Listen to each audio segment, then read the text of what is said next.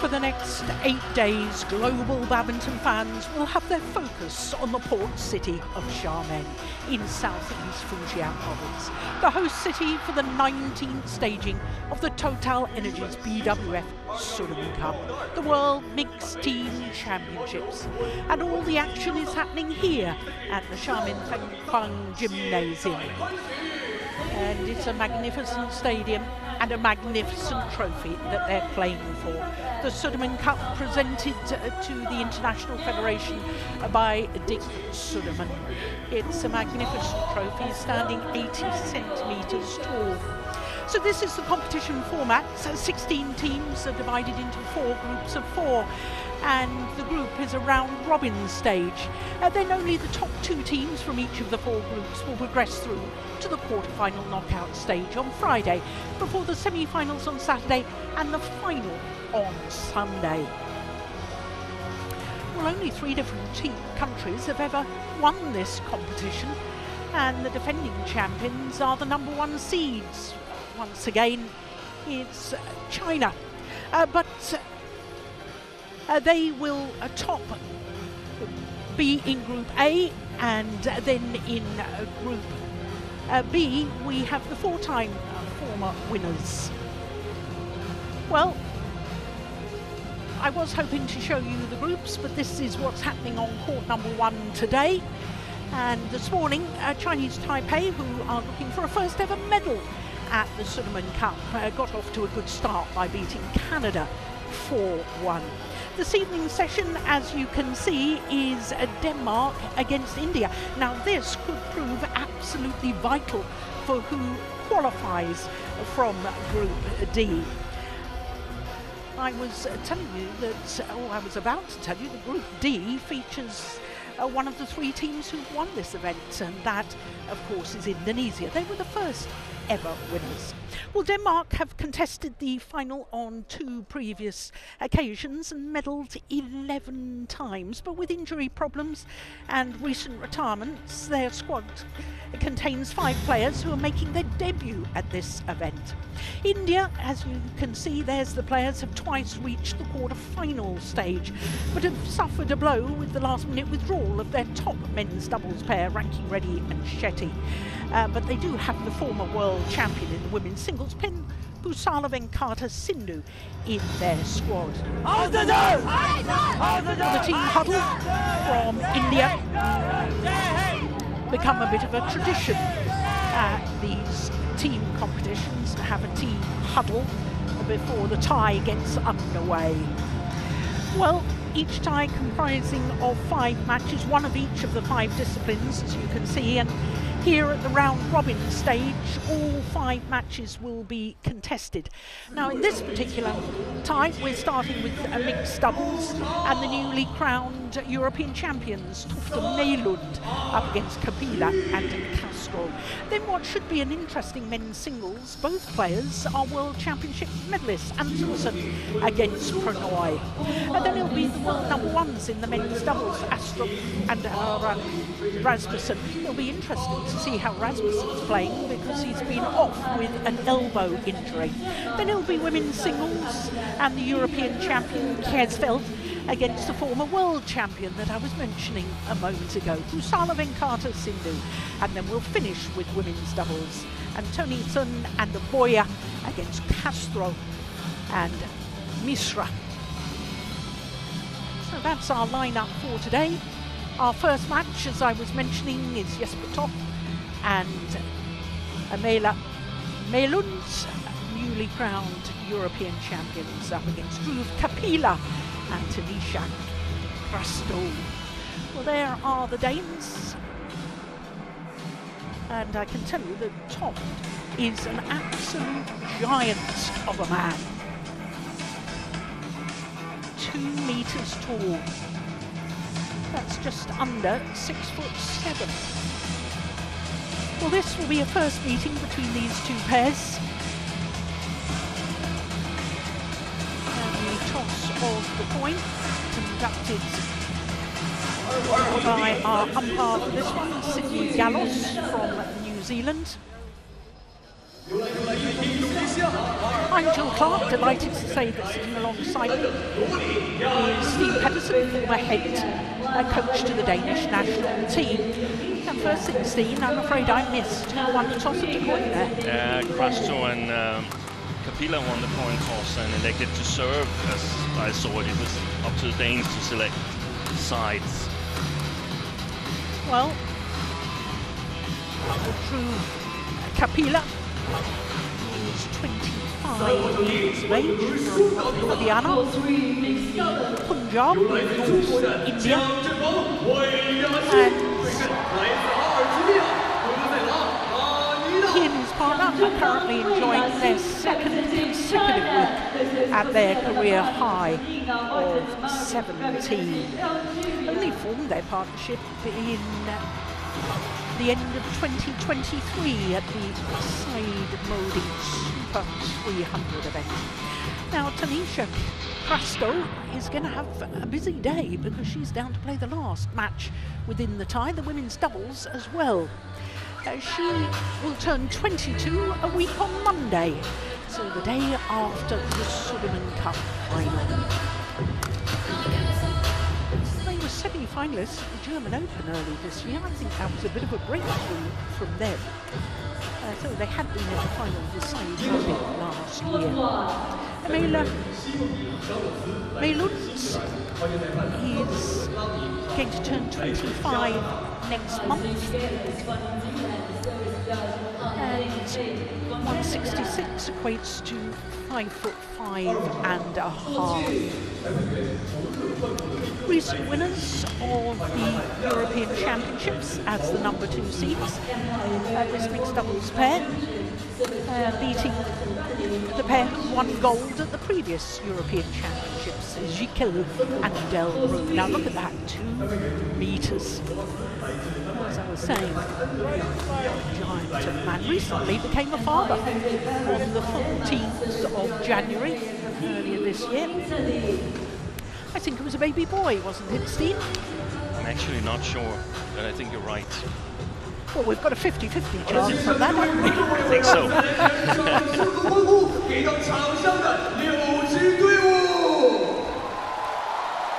2 titles, in fact, so far this year for Toft and Meilund, because not only the gold at the European Championships, also won in the Orléans Masters. That was a Super 300 event on the HSBC BWF World Tour. Now that's confirmed what I was telling you, that Sydney Gallos from New Zealand is our umpire for this one, and Mohamed Keita from Canada is the service judge.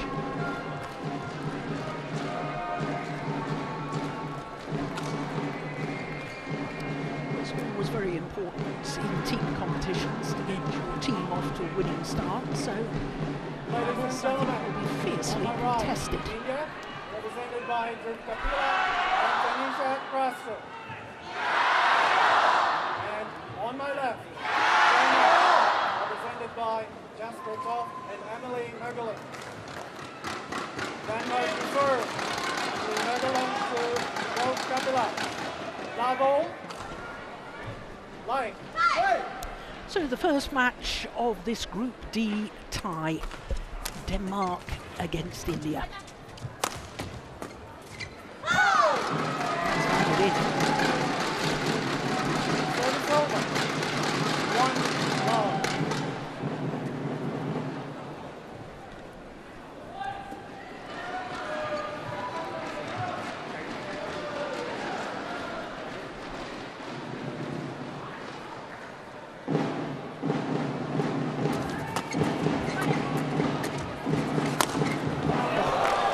That's a big powerful smash from the tall man.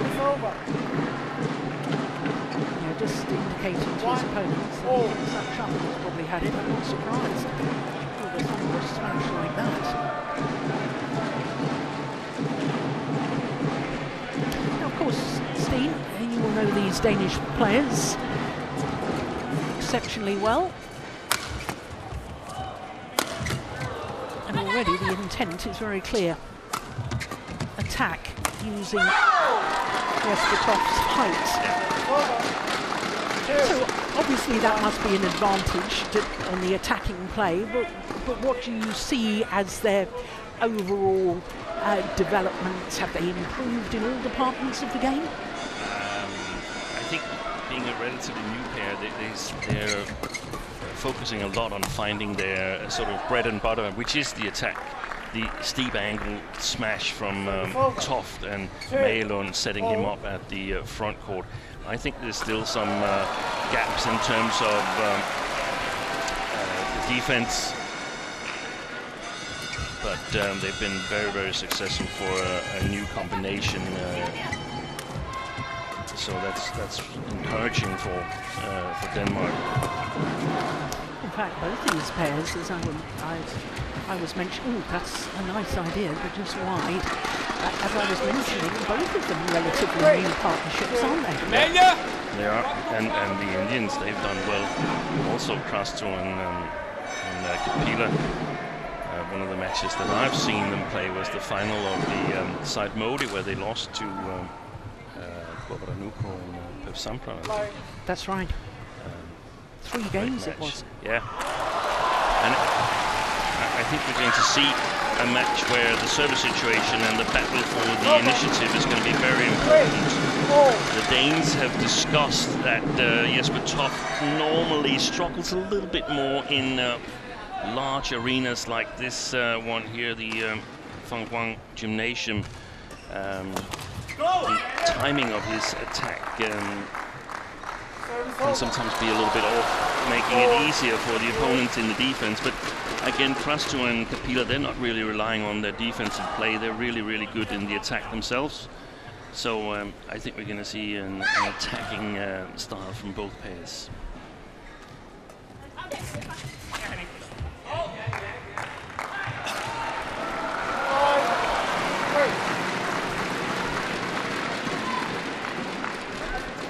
Another thing that's worth noticing is that Jesper Toft, in my opinion, is a very, very good server.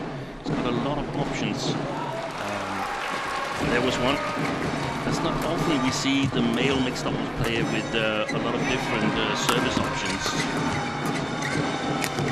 Oh, brilliant. Well played. Lovely play from Krasto. 4-5.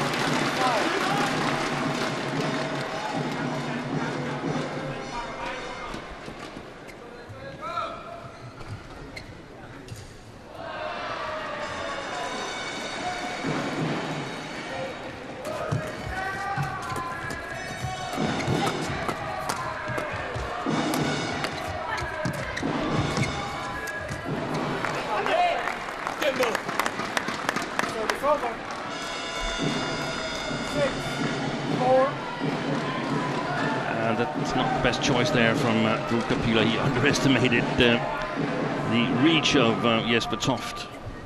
Tried to outdrop him.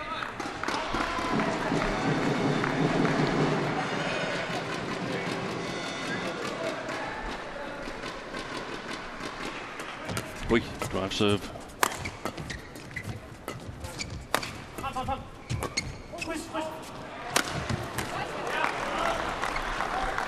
So far, there's not been anything wrong with the timing of Jesper Toft. The way he floored that one. This. It's magnificent, isn't it?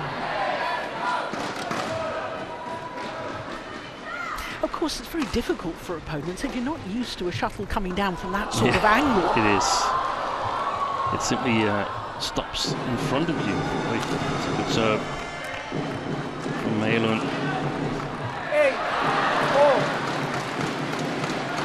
Danes off to a good start, and I think that could be very important since they are, well, Malon is not a debutant, but it's the first time they have this kind of responsibility for Denmark.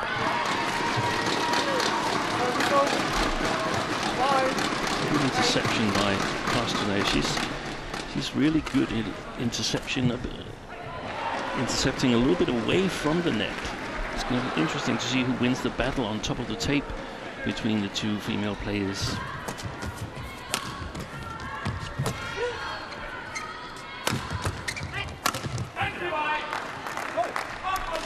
Well, that's a better idea to try and get on the attack there from Kapila. He's actually playing in his third Sudirman Cup campaign, and so is his partner, Krasto. He used to play a fine men's doubles with Arjun. Do you remember that? Yeah. 9-5.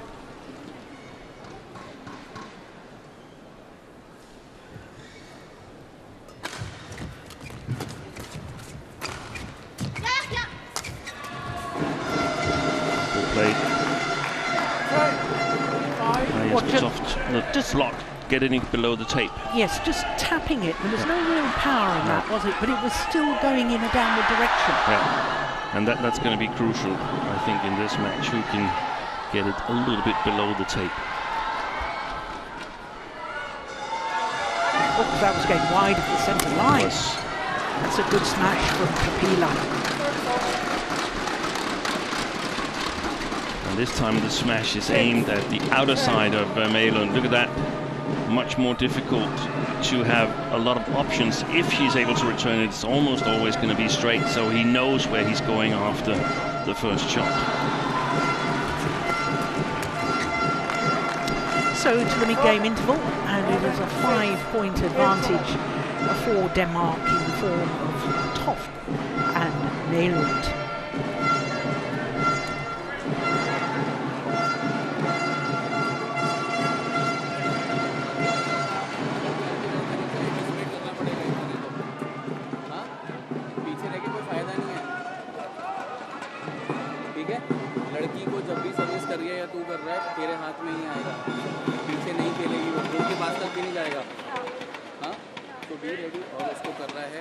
हाथ में receiving मिलेगा पूरा top को कर रहा है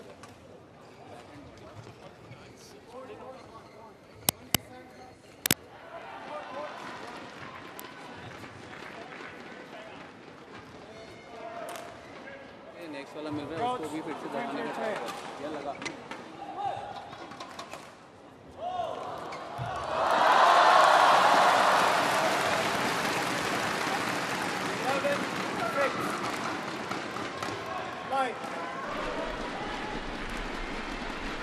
So play resumes, the advantage to Denmark in this first game of the first match of this Group D tie. And the second time, Krasto is caught with a flick serve from Malone. Obviously something the Danes have spotted on video, that Krasto is really, really quick on the low serve. Oh, that's a beauty. What a return. That's fabulous.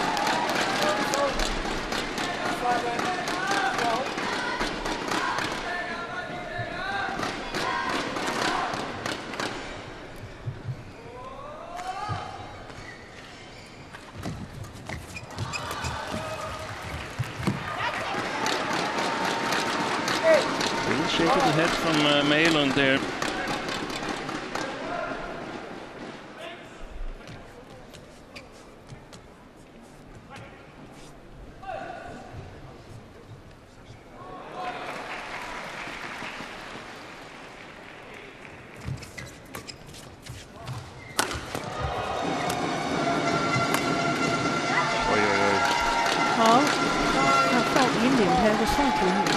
To get away with that. Krasto played a nice serve and backed off from the net. Yeah, and that's the thing, she likes to back off a little bit. She likes to cover around the first service line or so, but not really super sharp on the top of the tape.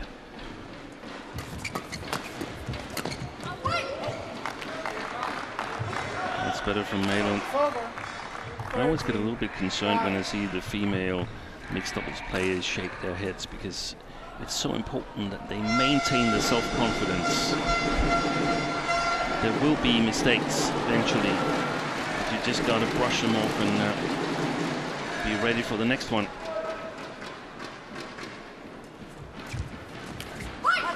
Depends if it's a negative shake of the head, or whether they're saying to myself, you know, themselves. I usually make that Yeah. 99 times out of 100. And you know, even if it's a negative shake, it doesn't really matter as long as they are able to get over it. Yes. It's just the perception that we've got that players are not able to get over this, but some players are. Yeah. And they need to get it out of the system, otherwise it mounts, adds up the frustration. That wasn't the best of serves. No. So it's not just female players that are intimidated when serving to Jesper Toft. No. 50, 10. And I like the fact that he's really going for it, because we see some players that have similar reach, but they're much more, I wouldn't say passive, but patient on the service returns. 60, 10.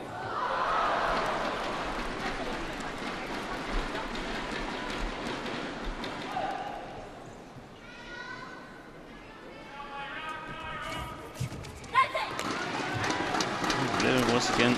Yeah. Negative body language you were talking about. So if I were the Indian coaches, I would try and target that corner there, because she's obviously not confident there, Malin. She has been on other parts of the front court, but that's a spot that needs to be explored on the line. Service over. 17, 11. Little twist of the racket head in the nick of time before hitting it by Jesper Toft. Yeah, it was nice, wasn't it? That's a lovely block too. Wow! That was like a slam dunk, I was wasn't it? thinking the exact same thing. He wouldn't be too bad at basketball, one suspects. No. And the question marks about timing so far has been in vain. Brilliant timing, Jesper Toft, on the overhead shots. Oh, that's a good return from Kapila. Over. 12, 18.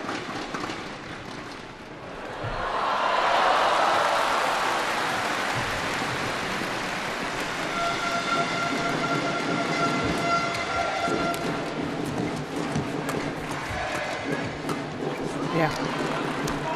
Set up his partner well. Service over. Toft 19, 12. drive down the Beautiful. forehand, then down the middle. Yeah. And there was a little deception on the first drive there. 2 points away from the opening game. Goes for a flick serve again.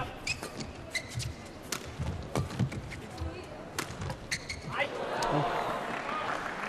That's very fortunate for the Danes. 20. Game point. And it brings up game point opportunities.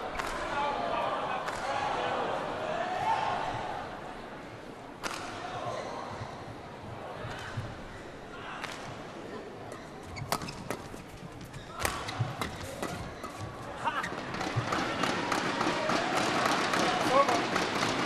13, 20.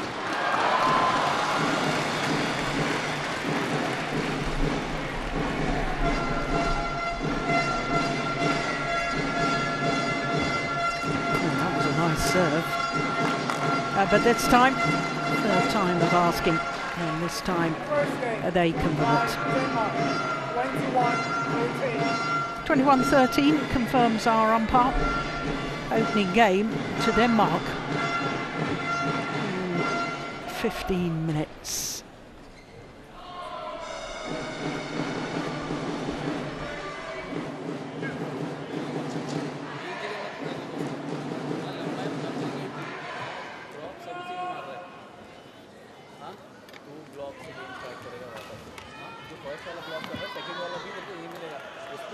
Change कर लड़की की तरफ लगा दे नहीं तो press कर दे उसकी तरफ मत लगा वापस Ellers ser jeg måske endnu mere medaljer på ham, så vi kommer lidt over hans forhånd. Om ikke andet, så måske lige en helt standard strip over hans forhånd. Okay. Men grundlæggende, når vi ser vores standard, så er det kommer lidt mere ind i tiden, så der er selv lidt at vinke det ud af. Okay? Det er svært at løfte her, og det er lidt hurtigt. Ja, det er helt med på. Jeg tror, jeg har taget flere derude, end som så. Du har taget flere derude. Men jeg tænker stadig lidt som en træner, hvis den skal løfte, så smid den op i luften. Kan vi ikke det, så fedt til den første.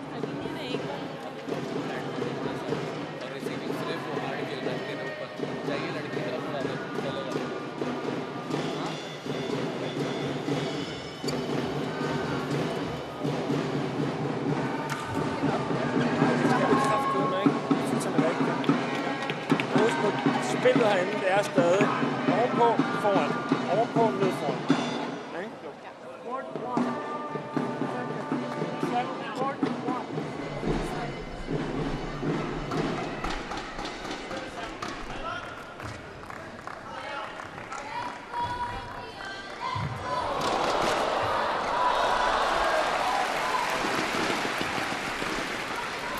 So Denmark one game to the good in the first match of this Group D tie.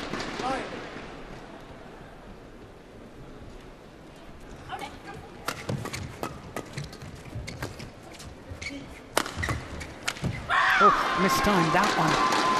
No, that's the first sign of what you were talking about in the open games, Dean, about Jesper Toft struggling with timing sometimes in big arenas.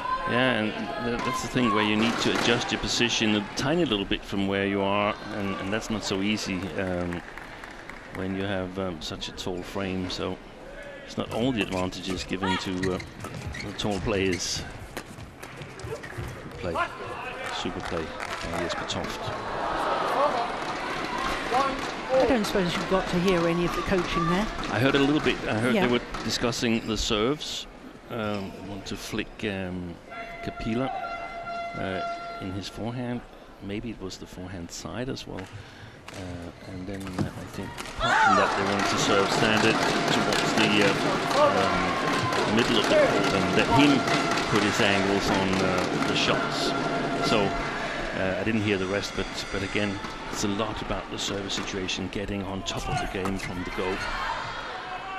Oh, that's a nice idea from Kapila. Of course, the Indian coach, Manu Akhri. Fine men's doubles player. Only recently retired. It's only in the last couple of years, isn't it? Yeah. Akhri retired. So that's a wrong play, in my opinion, by Krastor, standing far back on the court. There's a lot, and that's also what the Danes talked about, play in front of Krastor and Kapila. Get the initiative. The way I interpreted his body language, Manu Akhri, he was saying the same thing. You've got to get on the attack. You have to stop lifting. And I think the Indians need to be much more disciplined than they've been in the first game. They've been outplayed in the first game. Every time they lift, it's 90% a win for the Danes. That's better.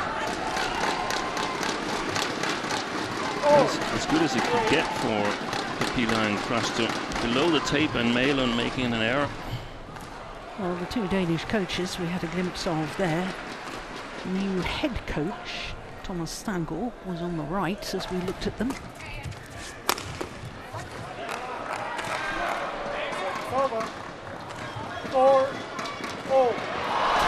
Difficult for Stangl, I guess, at the moment, Steen, because so many Danish players, top women's doubles pair, have retired, Fenghuang and Thorsen. And of course, Victor Axelsen has undergone back surgery recently, and they've got injury problems as well. And people will relate Denmark's a failure to be quite so dominant in Europe with the change of coaching, but it's nothing to do with the coaching. Nothing to do with that. On the contrary, I think Stangl has done brilliantly. We've shown that, or we've seen that in his time with the men's doubles, and at the Europeans, Denmark were really bucked by injury in the men's singles, but did really well in women's singles and mixed and women's double.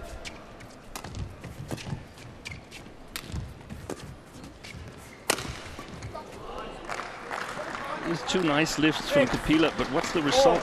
They end up losing the rally anyway. So that's the thing, realizing you cannot lift to a man that's 2 meters tall. That's not a feasible way to do it in the long run. So when you're in control, in reasonable control, even if you're playing from below the tape, you've got to be creative.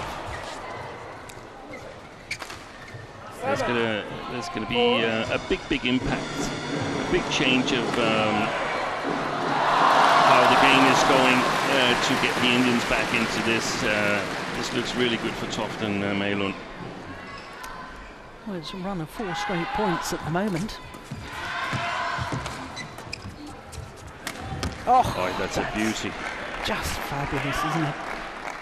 I mean, he's made opponents, no wonder they're both smiling, look at that on the coach's bench.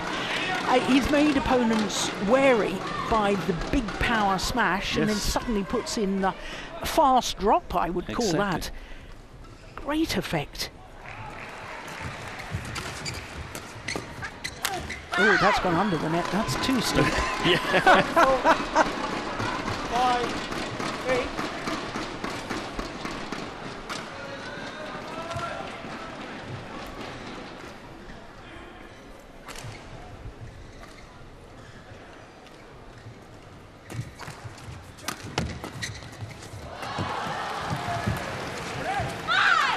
Well wide. It's better play by Kapila and Castle, but also a nice try by Toft. He's quite good at reading the game and sensing when the opponents are trying to play it downwards in order to prevent him from attacking. That's a pity. It's over. 9, 6.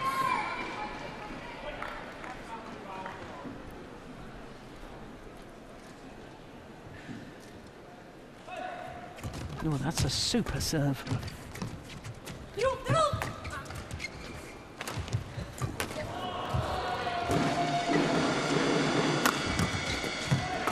Good rally. Yeah. And again, thinking that you can lift, it doesn't help you. You can't lift. He's got to play that back at the net, even though it seems like a dubious shot. That's the only way to do it.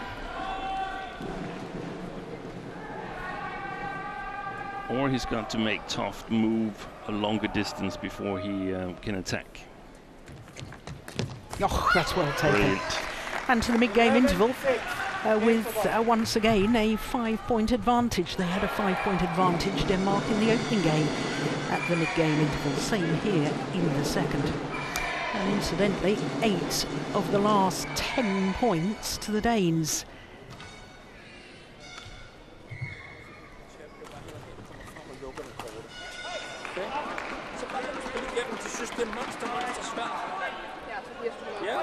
Begynder hun at lave de der op i luften, ja, så står jeg på det.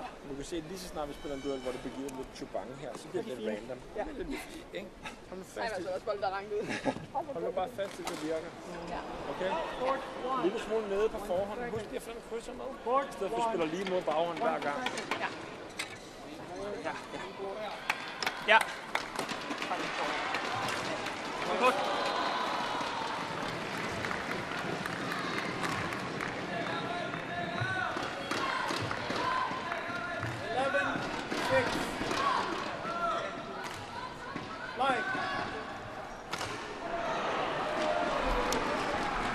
So a game and 11-6 up Denmark in the first match of this tie. And I'm guessing the Danish coach was pretty happy with his players there, Steen. He was happy, but he wasn't getting ahead of himself or themselves, emphasizing that Mælund needs to close down the top of the tape.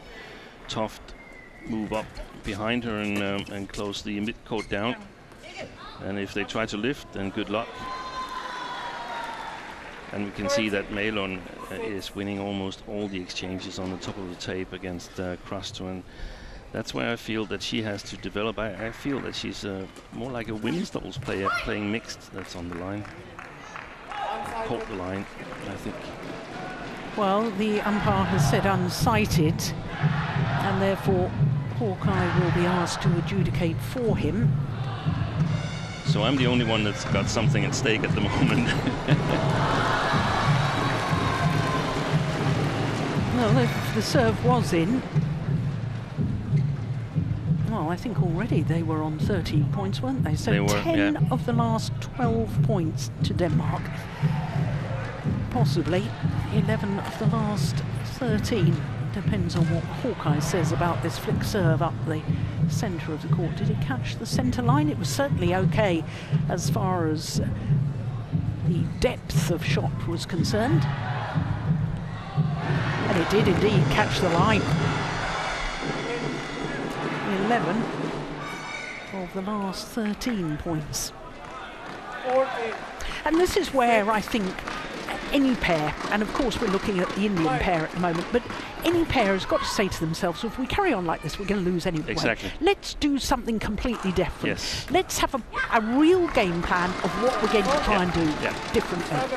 One of the things they could do now is to say, okay, Krasner, she plays a very nice women's double. She can hit from the back court. So let's let Drew Kapila take up the challenge at the front court.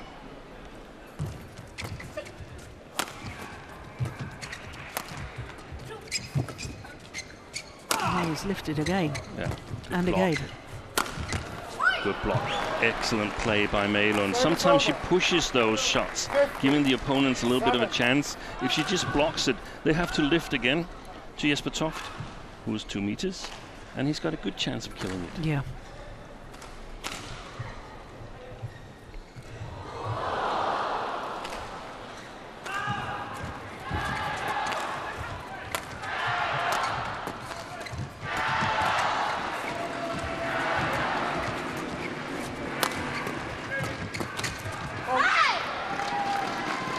Now look at that. That was a nice drive defence from Kapila. Yeah. What a difference. And if they are to lift, and once in a while probably they can't avoid lifting, then it has to be as flat as possible to prevent Toft from getting that steep angle on his smashes. Oh. Yeah, they're still just lifting. I know it's difficult to turn defence into attack, but they have to try and do something.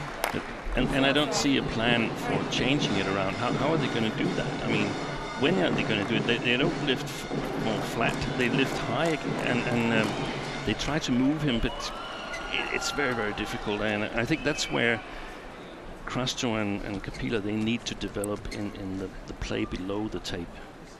And for Krasner's matter, on top of the tape or around the tape, the mixed doubles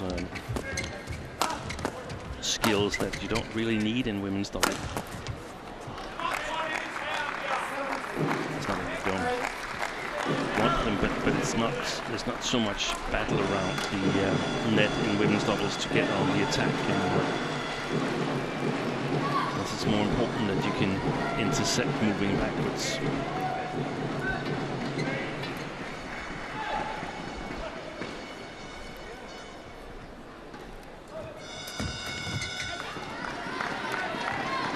Over. 9-17.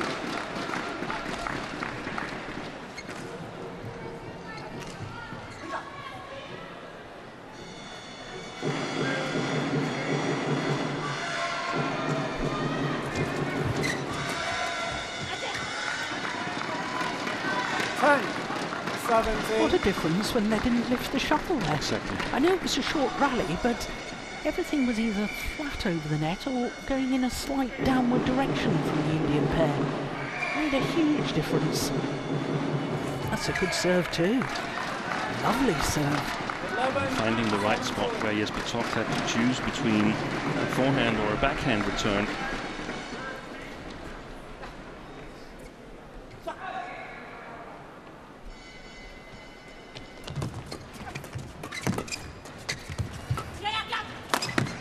Oh, that's a beauty. Well, they're challenging that, but I saw that as good. Yeah, me too. The problem was that the line just showed it out first and then changed the verdict, but eventually got it right, I think.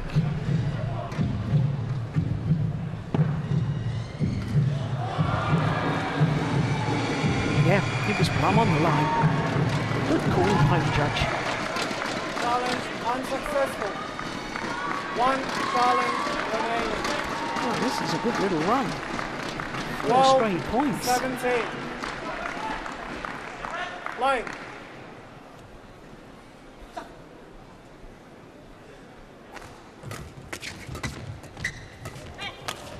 That's a brilliant shot from Guru Kapila, and especially the third shot is the important one. That's the one that keeps the Indians on top of the rally.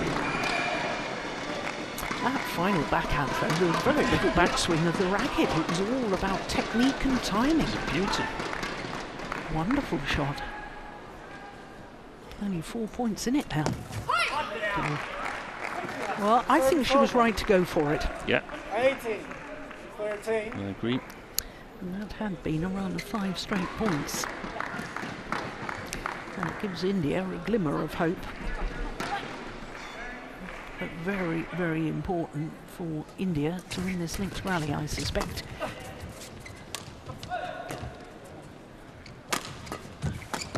And it's gone wide.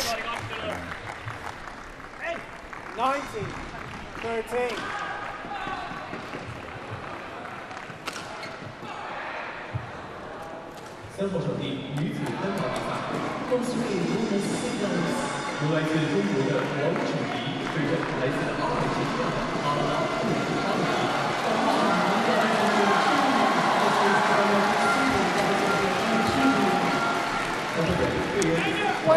Match point opportunities for Denmark. 7 of them in this opening match of this tie.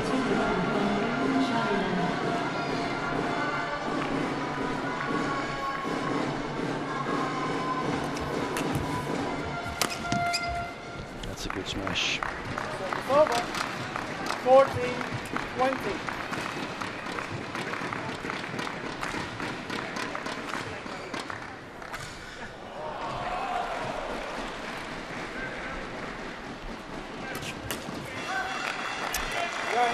On their second match point opportunity, Denmark converts, and Toft and Malund have given Denmark the perfect start to their Sudirman Cup campaign. 21-13, 21-14, the margin of their victory in this mixed doubles. Just 33 minutes, and Denmark 1 match to the good within the best of 5 match tie. Pis, mand! Helvede! Ah! For dropper, så godt! Yeah, good return of serve from Toft.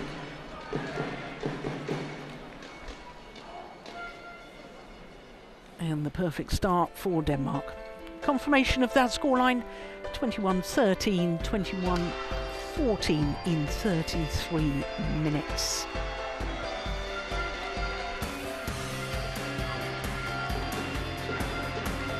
Well, coming up next is men's singles, and both these players have won World Championship medals. It's Anders Antonsen from Denmark up against Pranoy for India.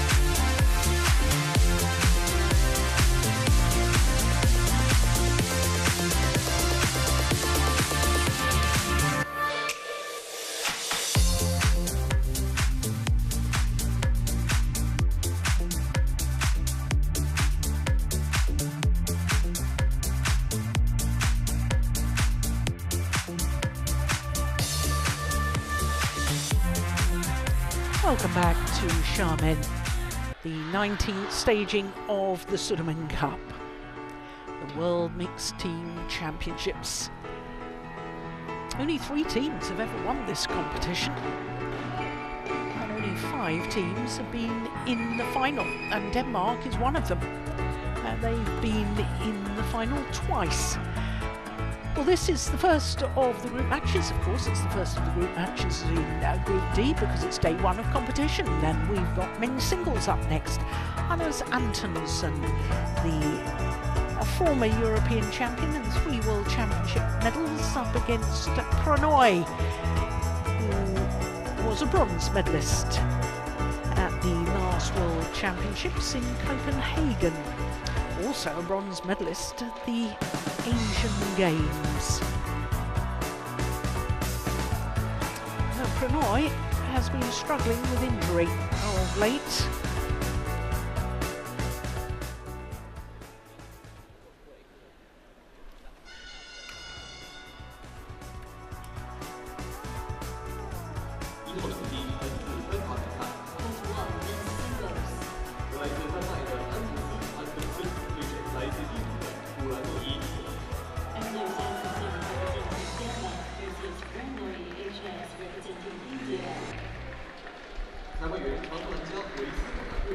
So here is Anders Antonsen. 3 World Championship medals, as I was telling you, a silver and 2 bronze. His silver was in Basel in 2019, that was 6 years ago. Well, his opponent, Pranoy Hasinasanil Kumar.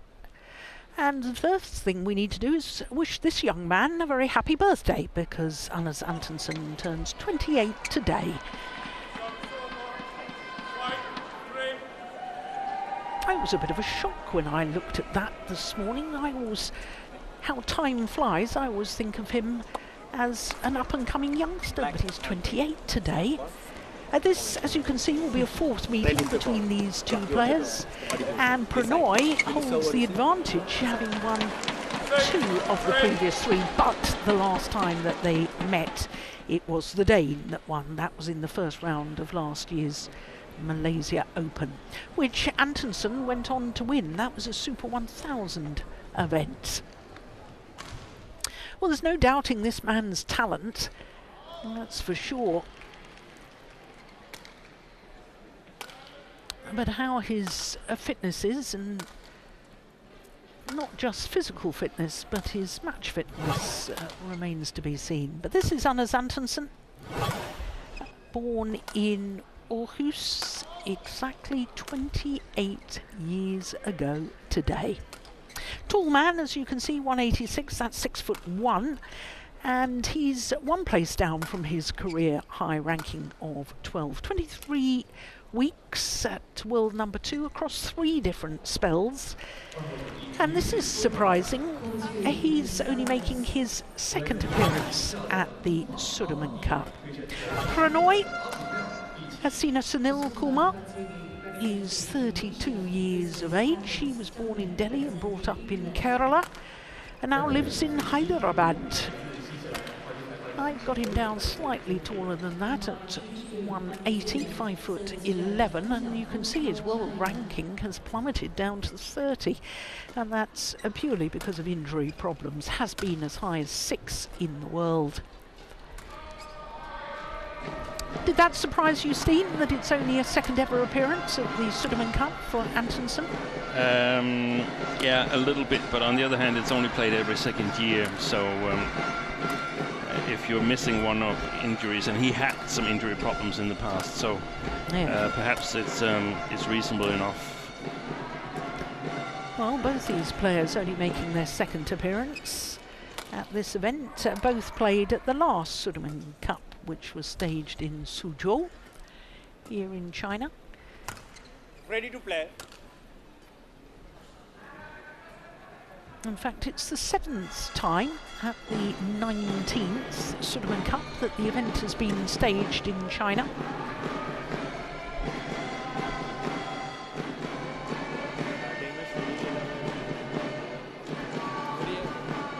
I missed the toss of the coin again, Steen. Can you help me out? Anders Antonsen won the coin toss and elected to start on the near side here. And China, they've never lost when playing on home soil. And never lost. And more than that, they have a staggering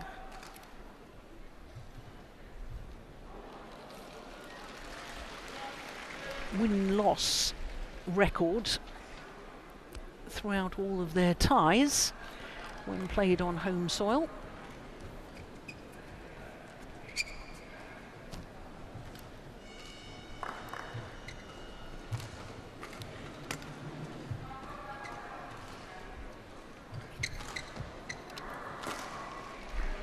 Antonsen states that he's never lost on his birthday. But that's statistics, and I don't know how many times he's played on his birthday, because I can say also I've never lost to Antonsen in a men's singles, so that's also statistics. On my left, India represented by HS Pranoy. I'm certainly not going to India give him to a serve. chance. Low ball. Play. So it is Pranoy for India, far side of the court, that gets this second match of this Group D tie underway against Denmark in the form of Anders Antonsen. Well, Antonsen missed the Service over. European Championships, where he was defending champion. He wasn't very well and had to pull out of the competition. That was a big disappointment for him.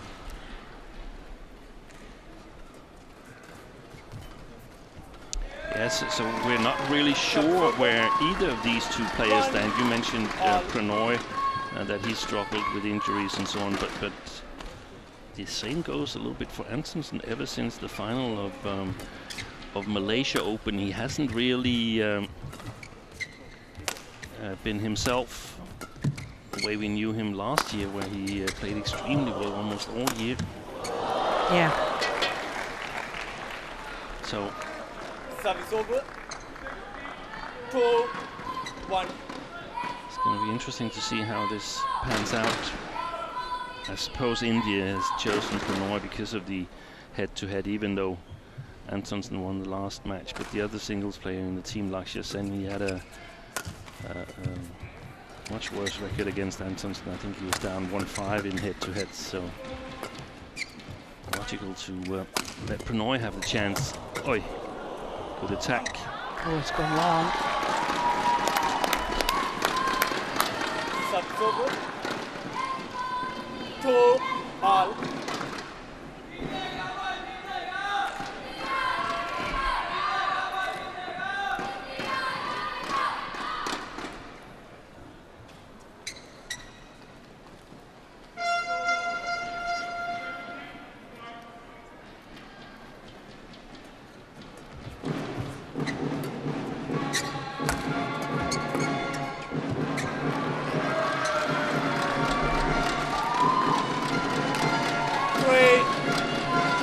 What do you think is going to be the key areas in this one, Steen? I think it's going to be whether Pranoy has the accuracy and the pace to control the game and sort of to play himself to chance. Can he put enough good shots together to score against Antonsen? Because we've seen him play really, really well. Defeated Victor Axelsen in the World Championships 2023 when Axelsen was playing on home soil. Also playing really well at the Asian Games in 2023. But ever since then, I feel that he has not been at the same level he was. He qualified for the Olympics, but he's got such a high potential when he's in good shape, and when he's been able to practice Pranoy. 5. And then we have to see what Antonsen can do to counter that. He's normally tactically a very, very clever player, but so is Pranoy. Yeah.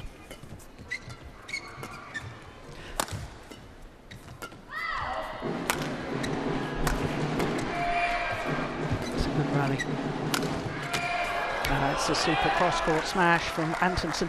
You mentioned that he beat Axelsen on home soil to win that bronze medal. He actually beat the previous 2 world champions to win that bronze medal, because he also beat No Kenyu. That's right. I've forgotten that. Yeah. And then lost in the semi-final to the man that went on to win gold, Widu-san. That's not too shabby, is it? That's a lovely net shot. Good defence.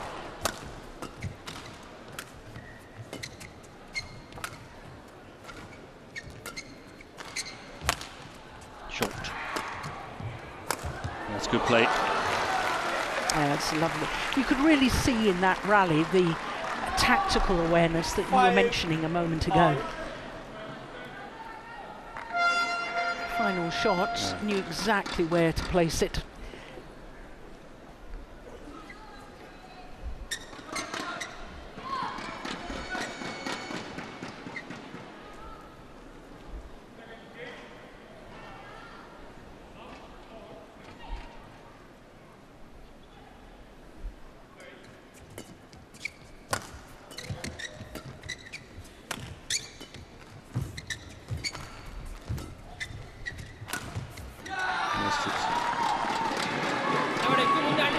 That's one of the question marks. How is Antonsen's match fitness at the moment? Injury in was it All England? Well, there was no injury. No, he was ill for the. He lost to Wang Zuwei, who played magnificently in All England. Yeah. And then I think something happened. Did he twist his foot or something in Swiss Open? Lost to Mutusami, Konoi's fellow countryman, in the second round there, and withdrew from the Europeans. So he hasn't played that many matches recently, Antonsen. No, only 4 tournaments so far this year. Oh, that's a great flick serve. Oh, it's long. I have a feeling that Antonsen is playing with the drift at the moment. Not too much, but a slight drift alongside the court.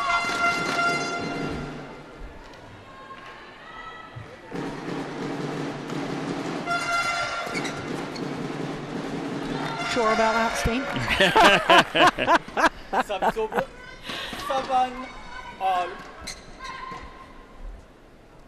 There's bound to be a bit of a drift, but we haven't quite figured out which way it's going at the moment. That's a lovely net shot. Good skill.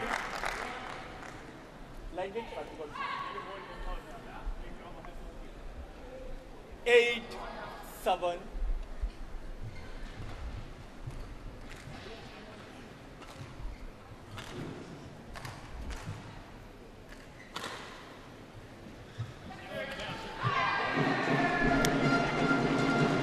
Well, just going back to the fact that the point you were making earlier, Steen, about China have never lost a tie on home soil here at the Sudirman Cup. That's 31 ties to 0. Yeah, well, that's magnificent. Isn't that unbelievable? Stat. And when you look at the matches within those 31 ties, 122 matches won to 7 only that they've lost. That's totally astonishing statistics. Isn't it? They were close though 2 years ago in Suzhou. Absolute semi-final. Down with 6 tie what do you call them? points. Tie points, yeah. Against, no, not 6, 4 tie points. And then Liu Chen carried the team on his back and brought back China, who ended up winning gold. That was a fantastic accomplishment. Yeah. Semi-final against Japan 2 years ago. Landed in. That's lovely control. Even I remember that, Steen, and I wasn't even at the event. That's right. That's right. Yeah, that was a fantastic match.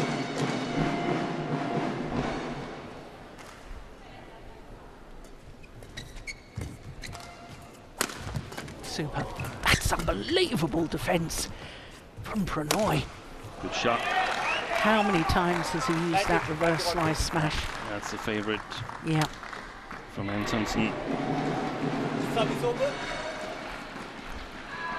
9. Important to get a few straight ones in as well to keep his opponent honest in terms of not creeping a little bit to the backhand side to cover it. Thank you.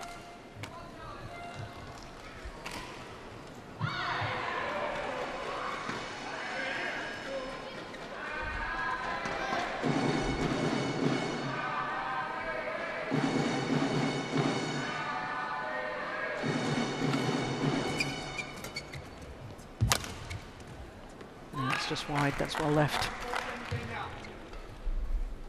10-9.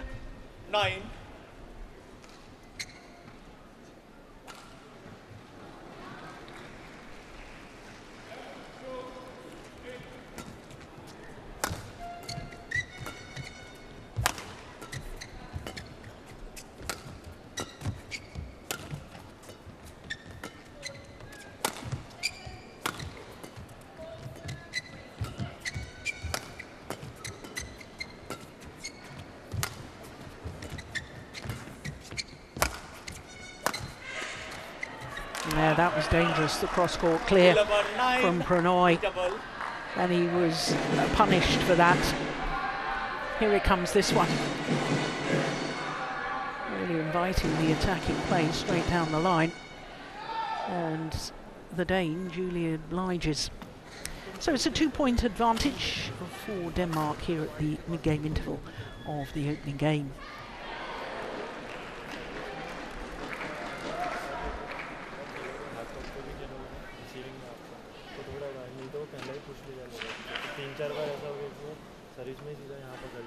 बाकी यहाँ से आप अच्छा कर रहे हो, clear कर रहे हो, क्योंकि यहाँ से नीचे जाते हो एकदम आगे आओ। आप अच्छा उसको सेकंड शॉट के लिए Intern rykker på os, ikke? 20 seconds.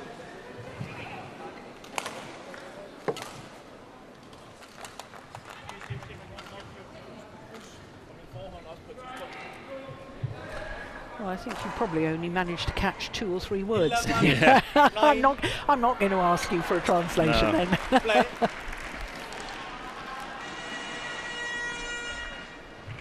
11-9 as play resumes, the advantage to Denmark.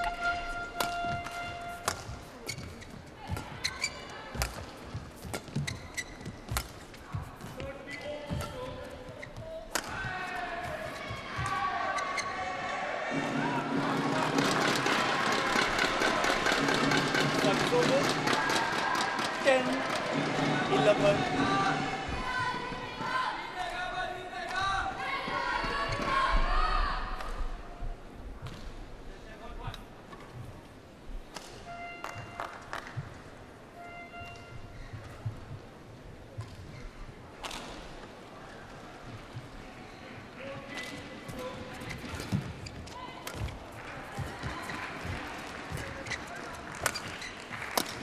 Shot. Oh, I like Oi, that. that's a good defense as well.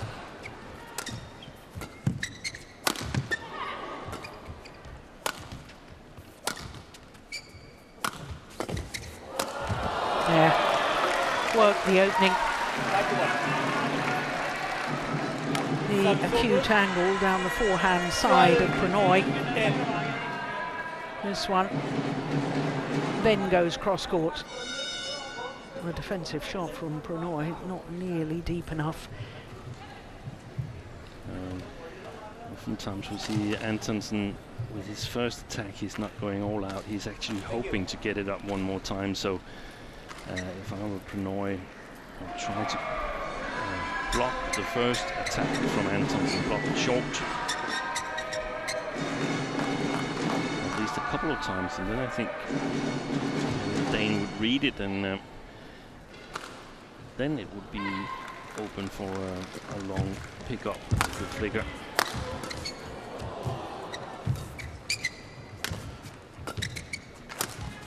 Same recipe, just the other side. 13-10. Soft downward shot first, and then cross attack next. From almost the same spot where he hit the first shot.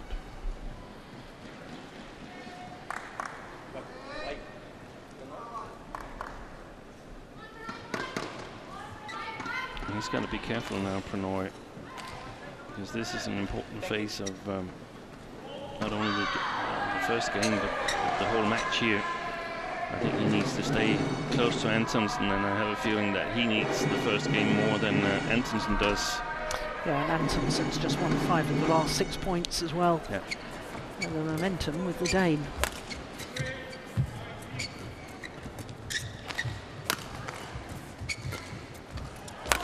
Good length.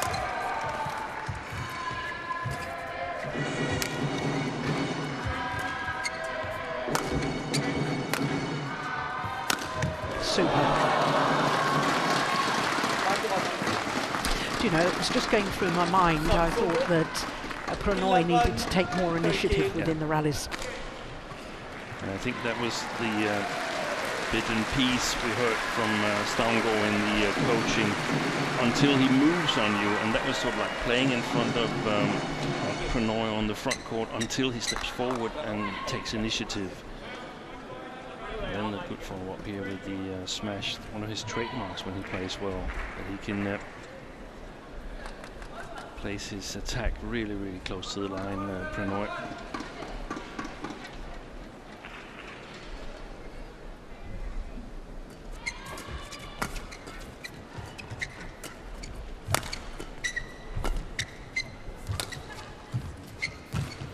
Oh, that's a nice net shot from Antonsen.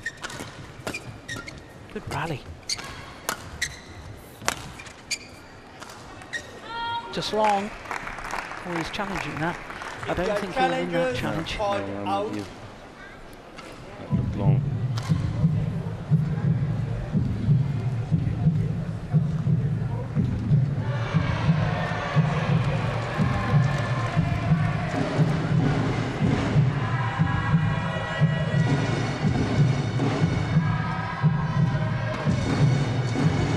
Yeah, clearly long. My goodness me. Way long. Challenge unsuccessful. 1 challenge remaining. Service over.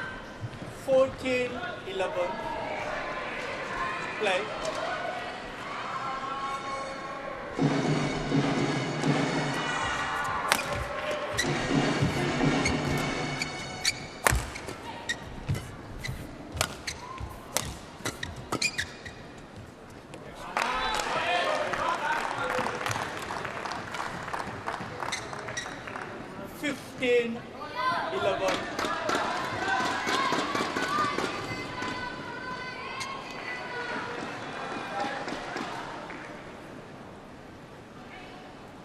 Seven of 9 points, I make that, isn't it, Steen?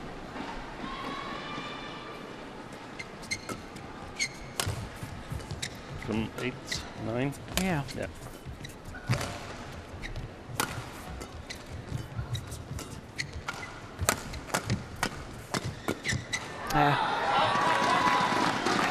Again, a little, it's not all out aggression from Pranoy, but it's just a little more positive. And I do like that. Taking a half step forward.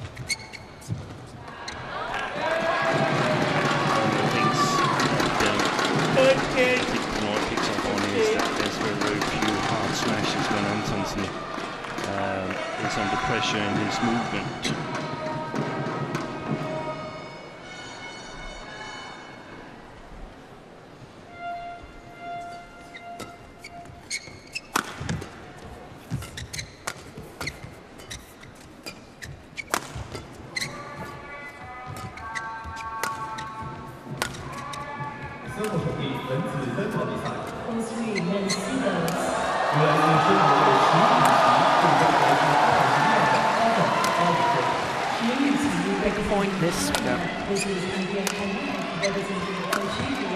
Lovely block, lovely. Yeah. It was the block from Antonsen making Pranoy move from deep backhand corner to forehand net, and he simply couldn't get there quickly enough. Good coverage by Antonsen, realizing that Pranoy has gone straight smash almost every single time from that backhand corner. Super important point for the Dane, as I felt that Pranoy was getting a bit more into the match. Yeah, that's not helping the Indian cause. 17-13.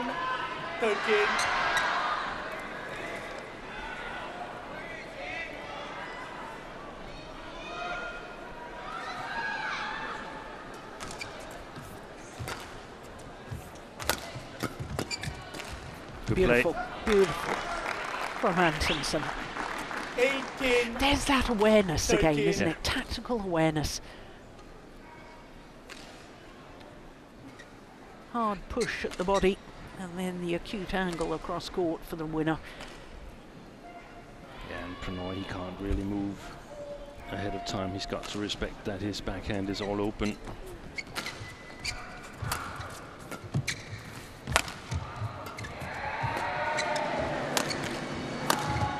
That's a good one.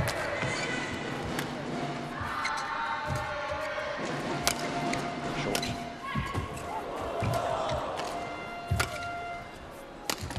Oh, well, that backhand clear I thought was a bit short as well, It then, in was. which case that's a big miss for Antonsen. 14-18.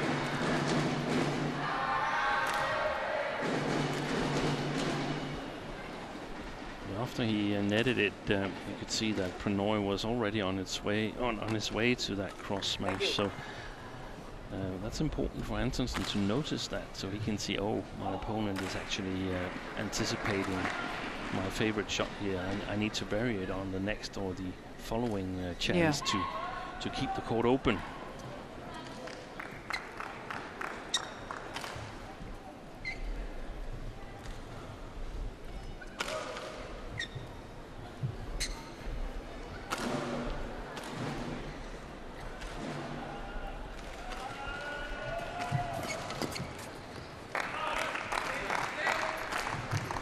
Service over.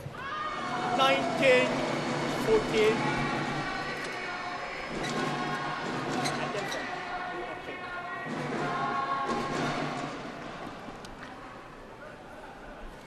Two points away from the opening game for Antonsen.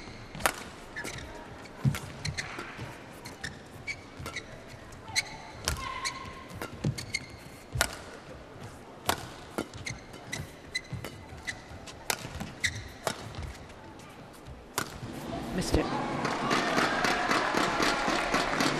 Service over. 19.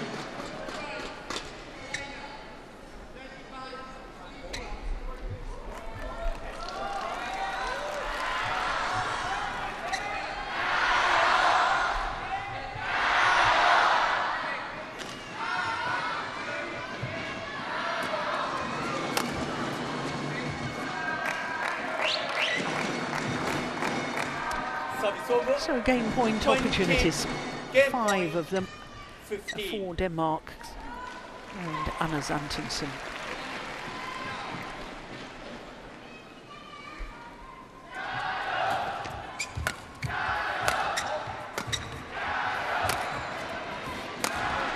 Super. Using his favourite shots, the shot that's brought him so many winners in this opening game. Round the head, cross court, angled smash. It wasn't even that powerful.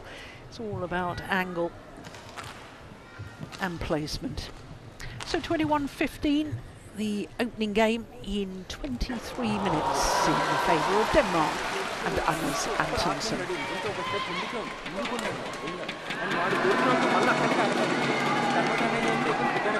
ఎందుకంటే వాడు పక్కన ready ఉంటుంది మళ్ళీ last match కొడుతుంది కొంచెం first 5-6 కొంచెం face push కొంచెం fast lifting కానీ లేదంటే ఫోర్ హండ్రెడ్ పట్టుకెళ్ళిపోయినాడు వాడు 4 సైడ్ పెద్దగా ఏం స్ట్రోక్ లేదు వాడికి అన్న అవుట్ పొజిషన్ వెళ్తున్నాడు बाकी रैली चल रहा है स्टार्टिंग में जैसे फर्स्ट गेम है ना बराबर चल रहा है लास्ट में 1-2 पॉइंट का बीच में गया था तो निकलेंगे बट आप स्टार्टिंग से बस वही जाना क्योंकि हाफ में जब हमारा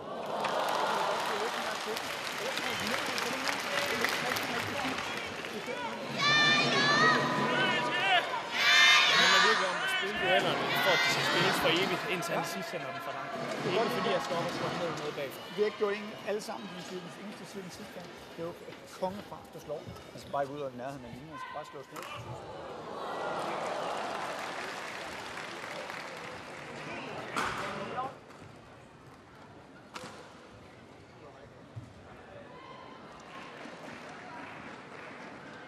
पीछे जाके आराम से बनाओ तो एक जगह रोक दो फिर लिफ्ट करो या थोड़ा जल्दी लिफ्ट कर दो నుంచి మాత్రం డైరెక్ట్ బ్యాక్ హ్యాండ్ సైడ్ లేపకండి ఆ direct back hand side First one, back hand से अच्छे 20 एंगल बना seconds. दिया तो फोरहैंड साइड उड़ा First one, 20 seconds.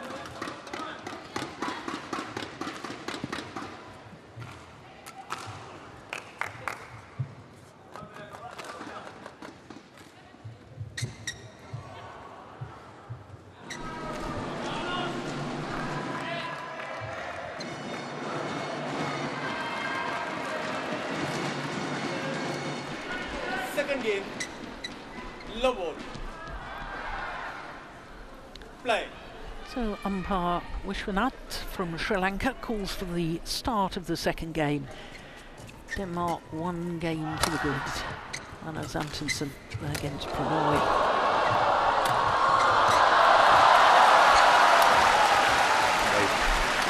Really nice shot from Prannoy there. That's super, isn't it? Now, if you'd been courtside, what would you have been saying to Prannoy? What we've discussed, that he needs to take initiative, he needs to take one step forward. I think he's playing with the drift here. We saw him play short on a number of occasions in the first game. So controlling the drift is going to be important, but if he can do that, then he can benefit from it, because Antonsen might play too short at times. Variation is super important on his attack. He's going a little bit too much straight from his backhand, and he's got to step up on the front court in the flat game. Both players are really good in the flat game, so that's going to be a battle. And I would like to do this all over again, because it became way too much and too unconcrete.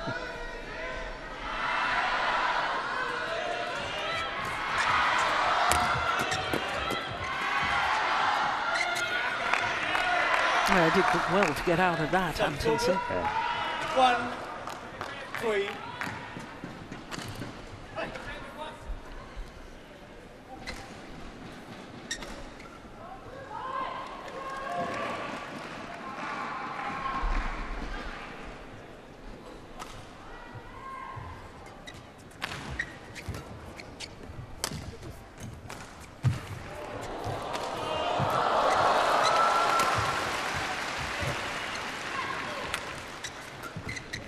Shot.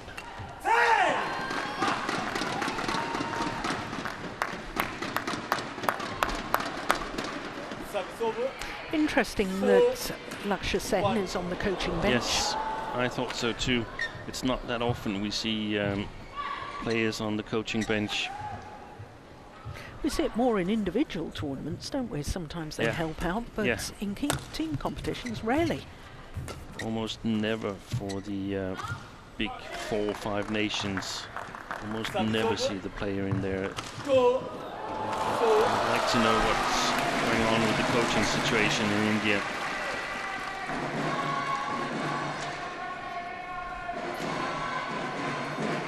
I don't think you're the only one who'd like to know that. I can't help you out, I don't know.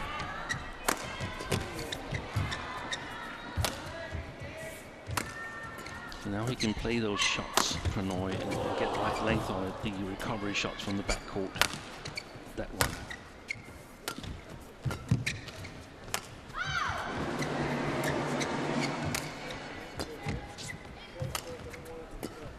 Wide. Ooh, well, it was cool, good. Denmark challengers called in. It's close, but I still think it was wide. I thought it was good. I think it clipped the lines. We could trade one of our Earl Grey tea bags on this. You know? I've already gone through 3 today. I only used 1.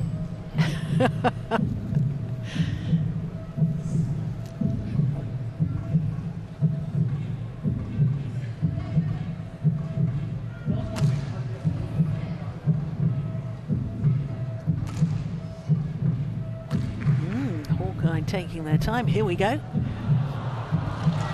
In. That's amazing, isn't it? I didn't expect it to be close to the back line, I don't think. 1 challenge remaining. Service over. 5-2.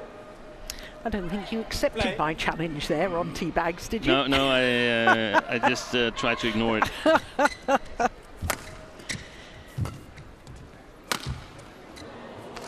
Oh, well, now another challenge. In their challenges called in.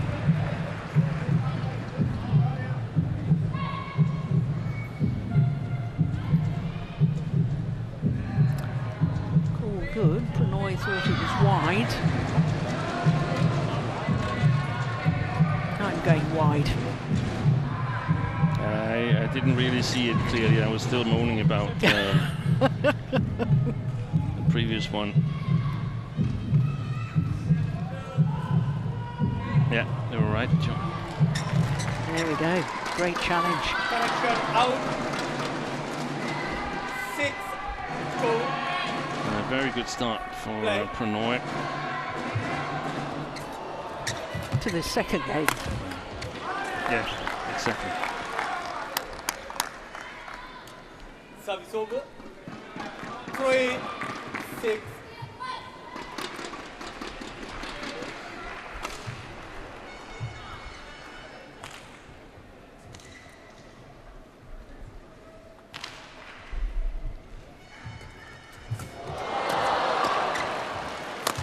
Missed it. I can see a little bit of anxious play coming into Antonson's game.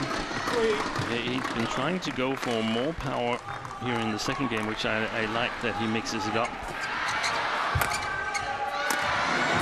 It's nice. Service over. 4-7.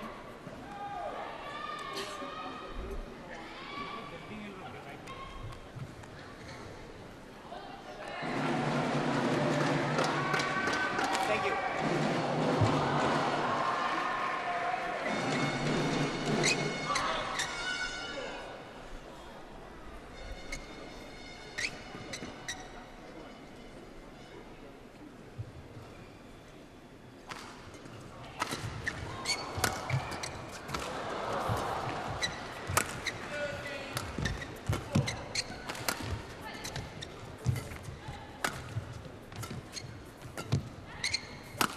Missed it. Couldn't seem to really get behind that one. It looks like Antonsen is trying to push the pace a little bit, and I think that's a good idea. He doesn't have to hold back at all, Antonsen. He can play all his shots to the fullest here, if about the drift.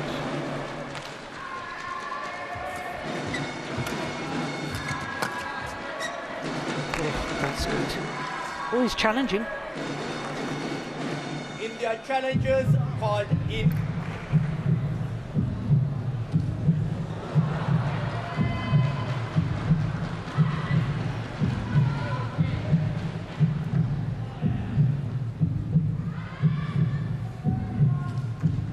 I'm going in.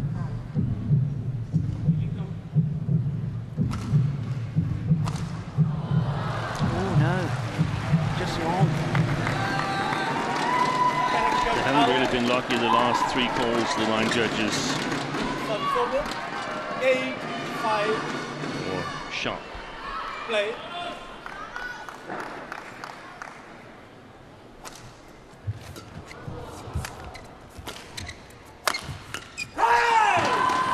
Oh, the roar from Pranoy. He senses he could be on a bit of a roll here. Look how short it was.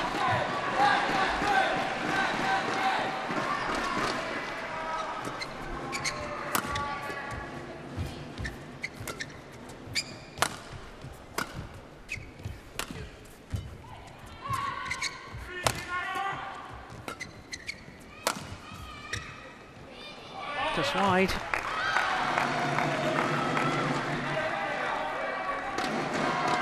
Service over. 6-9.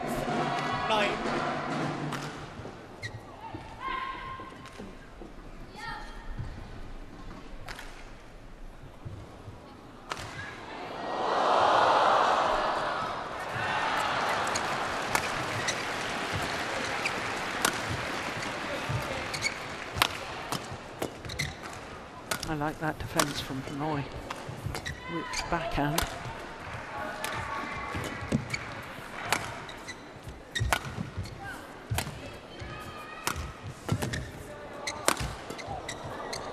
Good play by Antonsen. I think he's reached his pace limit, Pranoy.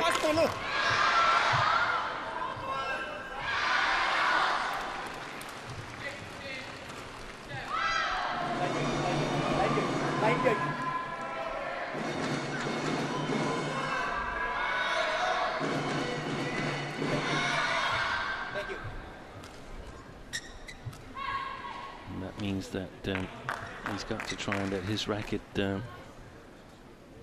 make up for some pace and try and stay in control of the rallies from the service situation.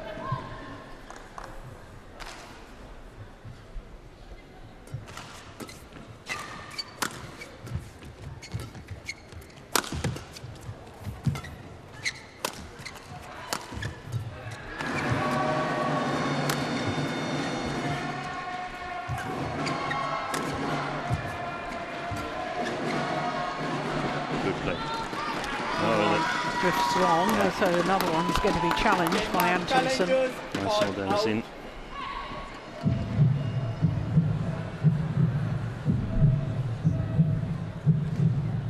Oh no, oh no. No, that's long.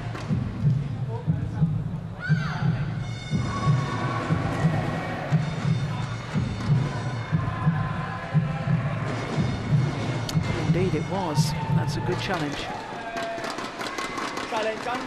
All of a sudden, he's right back in this. No. It was Antonsen who challenged. Oh, yeah. I beg your pardon.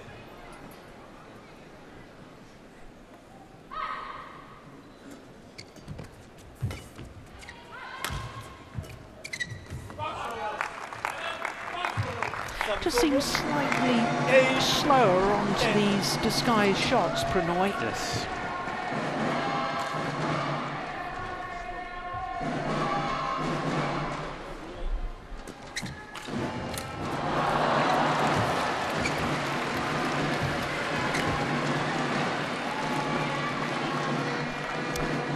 One of the few net exchanges we've had in this match so far.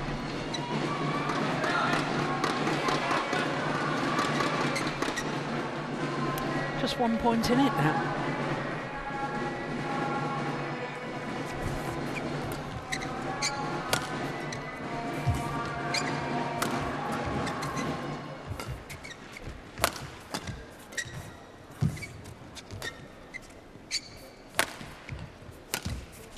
Good shot. That's super, isn't it? 10-all. Imparting slice on it to cause the disguise. And Antonsen back level. 5 of the last 6 points for the Dane, and 10 all.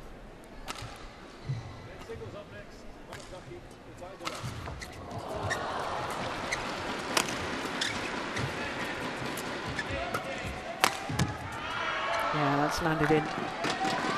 So it is India and Pranoy who have the advantage, albeit just a 1 point advantage here at the mid-game interval of the second game.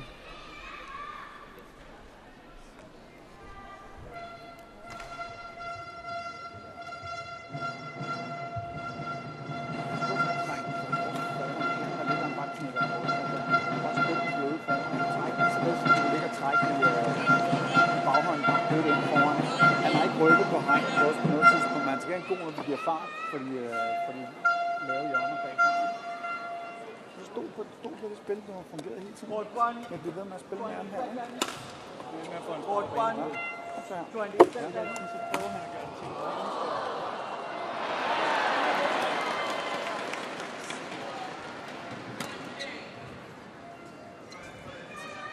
11, 10, play.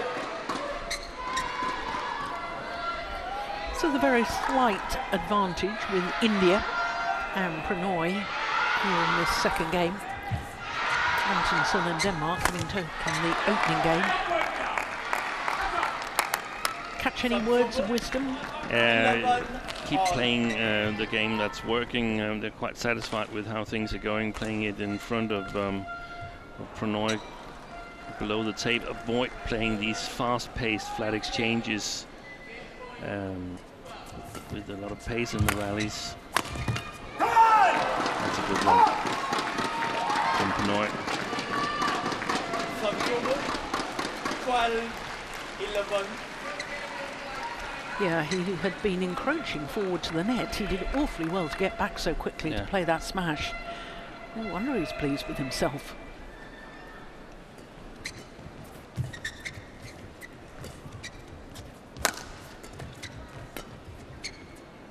Oh, that's way in. In badminton terms, that wasn't even close. No. 12, all.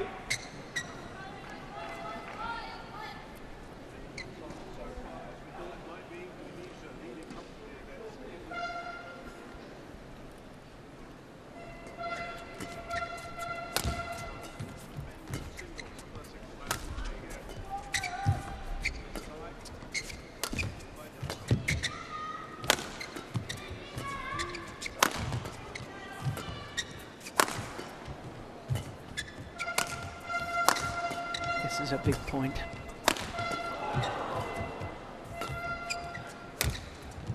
Super.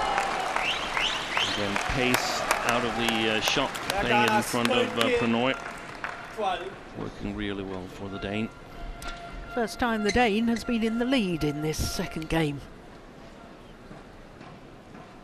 Been trailing all the way until now.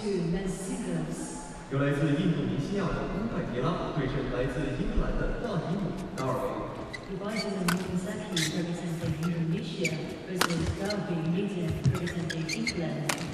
裁判员亚森·塞拉尼来自毛里求斯，裁判同组范布伦内克来自比利时。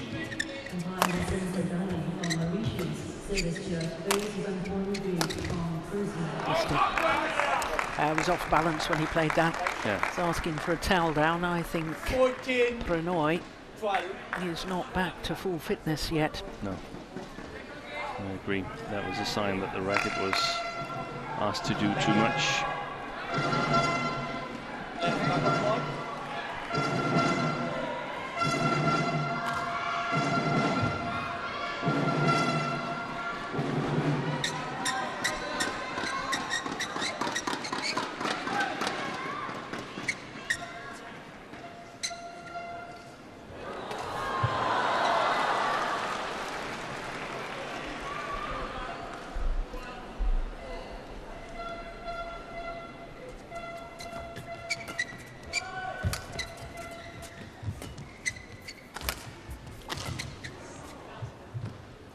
Oh, it's landed in. Well, he couldn't challenge even if he wanted to. Is he out of challenges? He's out of challenges. Ah. You had to correct me earlier, if you remember. Yeah. That was his second challenge, and that was his second time wrong.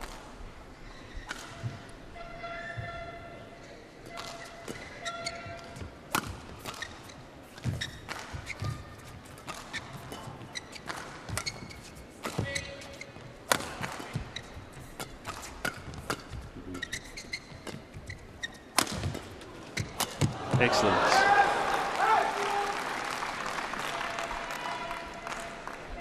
Service over. 15-13. 10 of the last 14 points.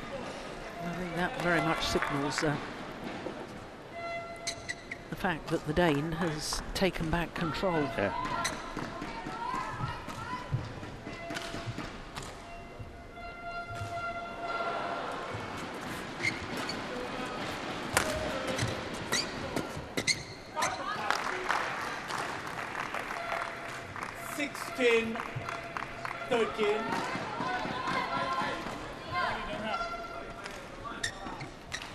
Somehow this selection here also signals to me that Xiamen is not in great shape either, because otherwise I would still have taken the chances with him if I were the Indian team coach.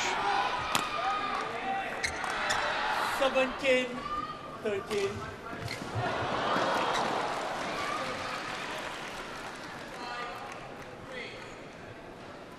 Got to give credit to Antonsen here, though, from 5-9 adrift. Look at that.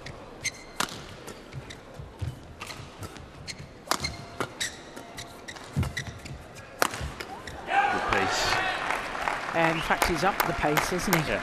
And Pranoy has no answer. Yeah, can't live with the pace of rally at the moment.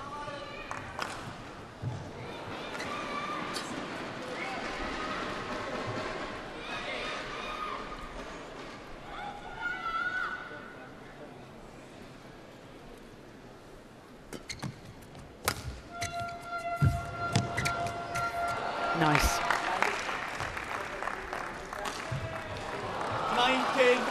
19-13.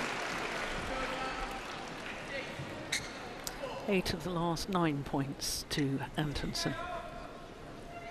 Oh, goodness me, this has been a successful charge, hasn't it?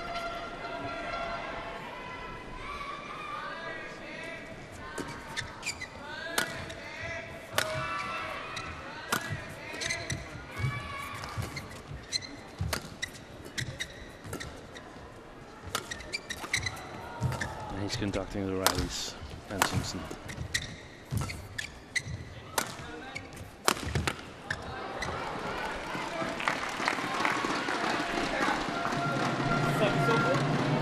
Well, he desperately needed that rally, Pranoy, but one suspects it's too little too late. Yeah, he's got to find some magic now. Possible, but maybe not probable. Exactly.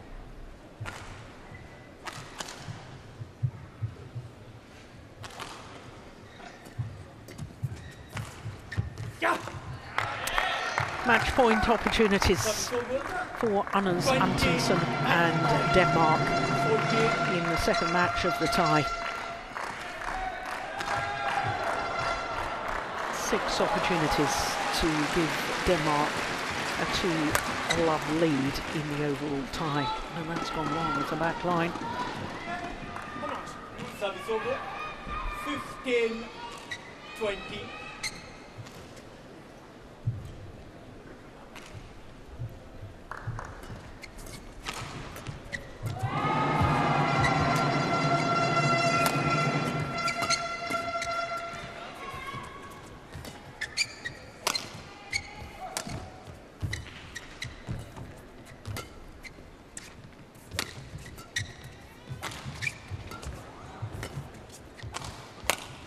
Going wide.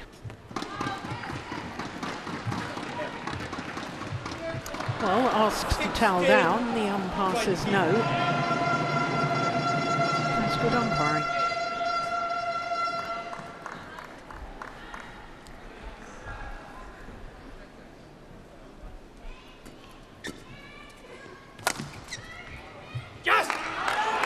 This time. Third match point opportunity is duly converted.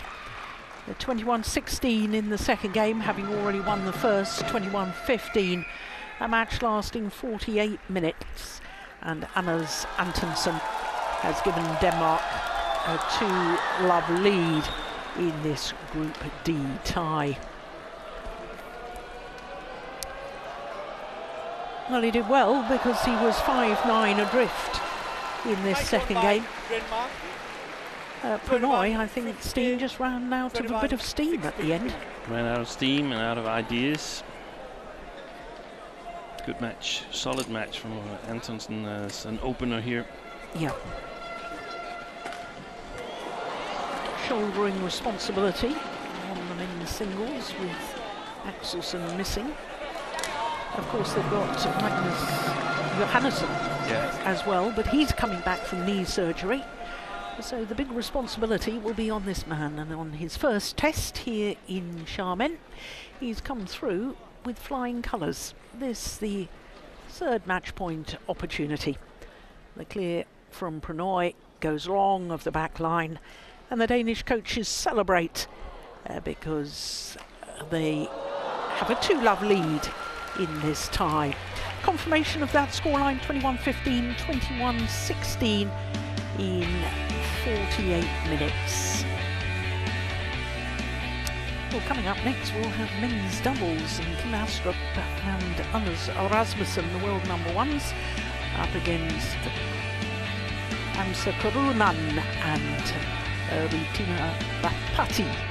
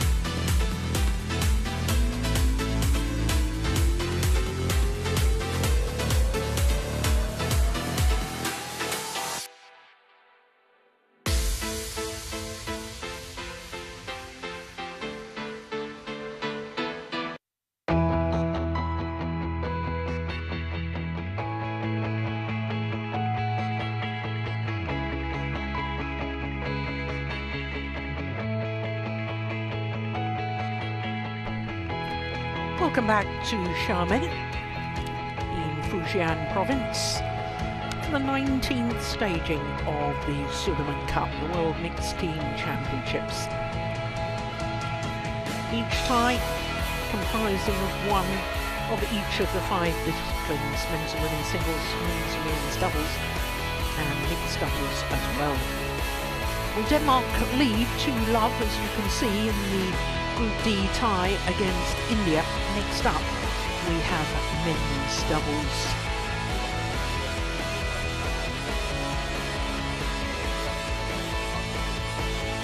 So the players just getting ready to make their way onto court. It's Astrup and Rasmussen against Amsa Karunan and Tennis Bapati. And a smiling Anders Rasmussen. Nice to see him back. Struggling with an elbow injury.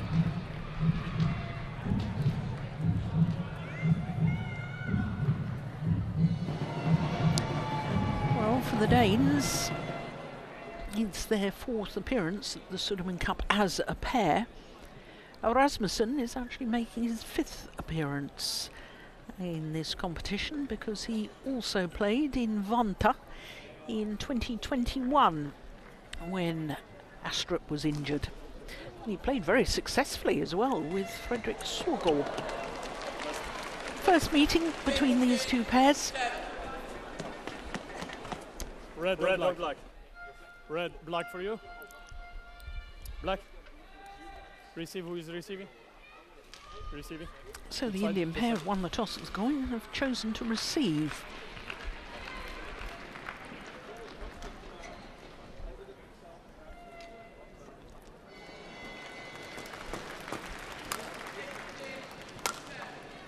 So this is Kim Astrup, the left-hander, 33 years of age, and he's the younger of the two. Born in Herning. Became world number ones on the 17th of December, 2 days after winning the World Tour finals. So this is their 19th consecutive week as world number ones as a pair.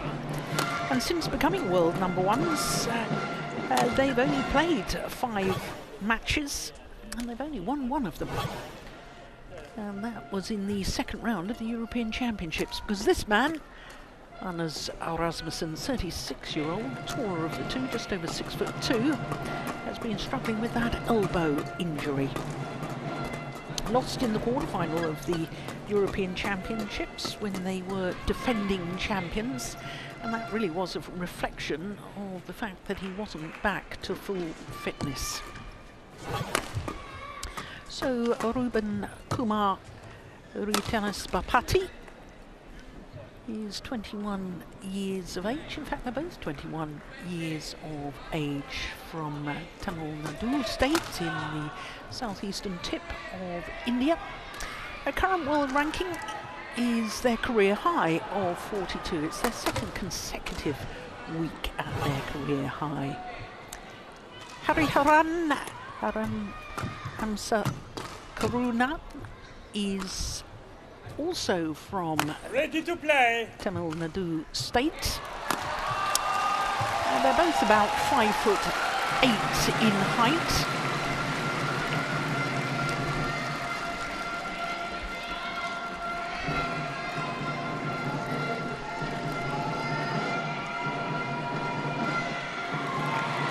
Winners of a couple of titles, the Indian pair. That was back in 2023. They won the India International Challenger event and then won it again last year.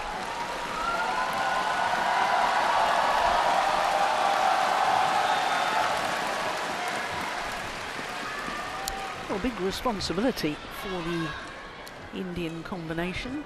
Of course, big disappointment for India, the fact that Sairaj Rankireddy and Chirag Shetty had to withdraw at the last moment from this tournament. Ladies and gentlemen, on my right, Denmark, represented by Kim Astrup and Anders Rasmussen. And on my left, India, represented by Ruben Kumar Ritenis Bapati and Hariharan Hamsa Karuna.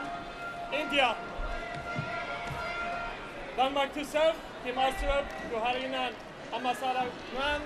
Love ball, play. So the world number ones from Denmark getting the men's doubles underway. Well, that was a jolly good defensive shot from Rasmussen, stepping into that smash and driving it back.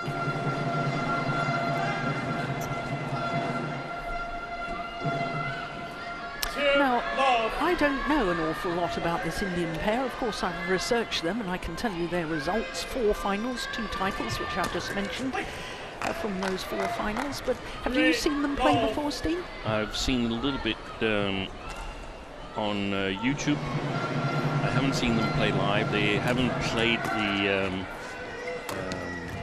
bigger World Tour events yet, but number 42 in the world, you might soon be seeing them. I managed to catch up on the clips. Was that I feel that they are quite good in the flat game. They are perhaps not as hard hitting as the regular Super 1000, Super 750 pairs, especially not as their compatriots that are not here, Rankireddy and Shetty, who are extremely hard hitters. But yeah, the flat game is where I saw they had some advantages, but now they're up against a totally different quality of players, even though I agree with you. Rasmussen is not yet back in full match fitness from his injury. The Danes, they need some matches in a row. They need a quarterfinal, semi-final in the tournament. So it didn't come from the Europeans, and there's still a bit of a question mark in my mind in terms of the Danish campaign here. Well, this is a blistering start. 7-love lead for the Danes. It's gone wide. It's over.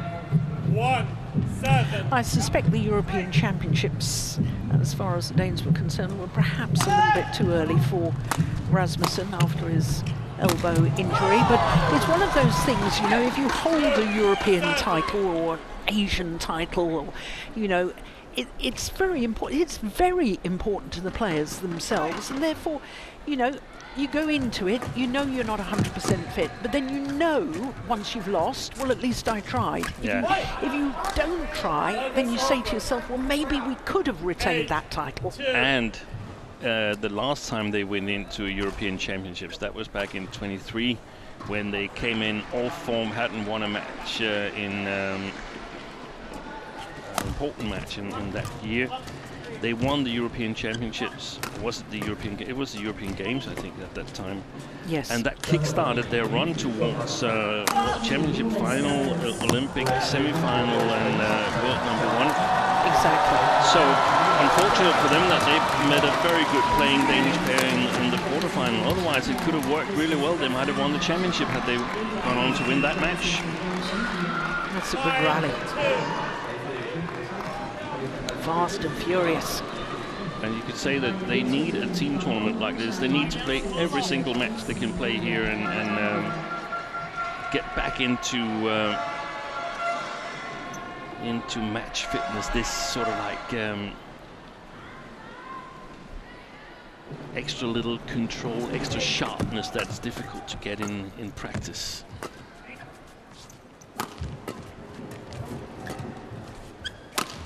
And it helps that they're not the hardest hitters, Haran and Ruban Kumar. Takes a bit of pressure off the Danes. If you think it would have been Shetty and Rankireddy on the other side, it would have been a totally different ball game. That's a nice finish off. I agree. Yep. 10-2. Plus, there must be a lot of nerves on the Indian side. Of course. They're thrown in at the deep end here.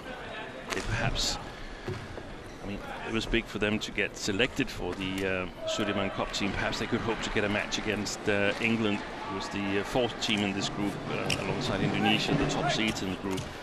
Now they're here to keep their team alive. Yeah. It's huge pressure, isn't it?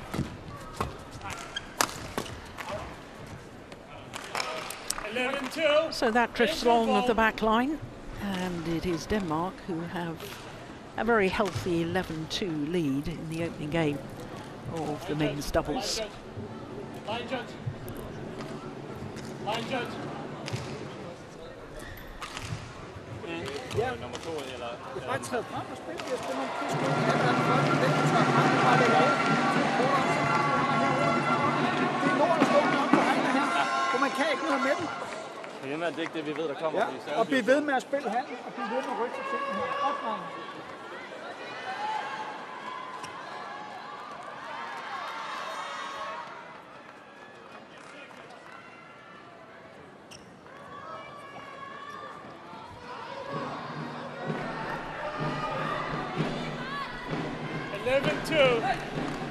Play.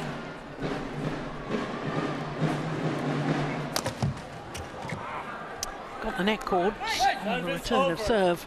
3-11. Harry-Oran. His partner apologises for him.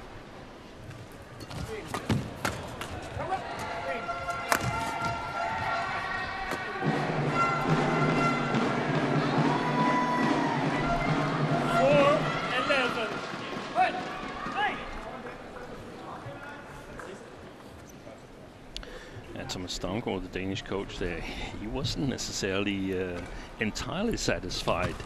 I didn't catch all of what he was saying, but it was clear that he was not only coaching for this match, he was also coaching for the future. This has to look a certain way. They have to get back into the agreements that they have, and it doesn't really matter what the score is. It's every single rally as good as you can to build confidence. 13-4. I like that coaching then, Steve. Yeah. Me too.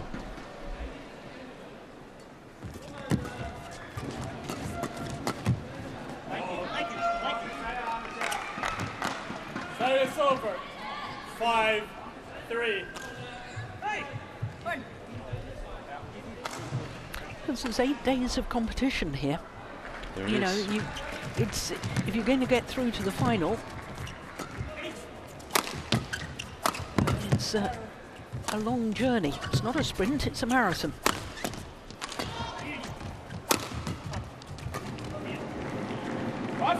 That's well left. And the thing is, if you drop down a little bit in terms of focus and alertness and get a little bit complacent, then you know what we talked about.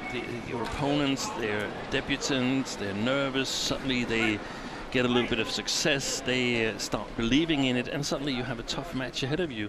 Yeah. And you, instead of building confidence, you end up losing confidence, even if you should go ahead and win the match. Yeah. Wow.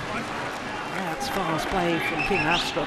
15-5. Besides which, I can remember when I was an up-and-coming youngster and I had the opportunity to play with the great Gillian Gilks, and she said to me, "You don't mess about." She said, "The biggest compliment you can pay your opponents is give 100%. Yeah. And Exactly. I learnt a lot from her. Yeah.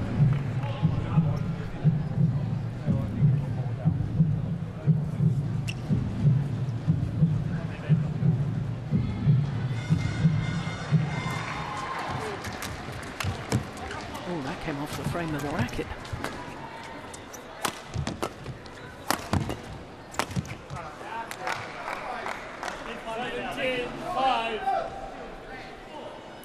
I think also we need to take into the equation that for Astrup and Rasmussen, certainly for Rasmussen, this might well be his last Sudirman Cup campaign, do you think? That's a possibility.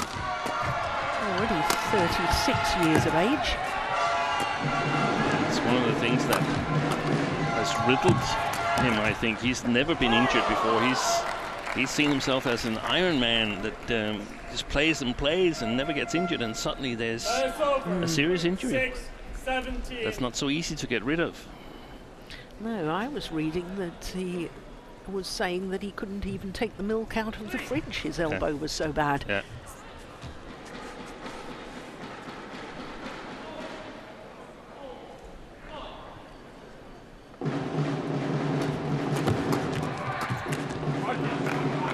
See what they're trying to do, 18-6. Kumar and Hariharan. They're trying to put pressure in the flat game, but it's just a different kind of alertness, a different kind of pace that they're up against.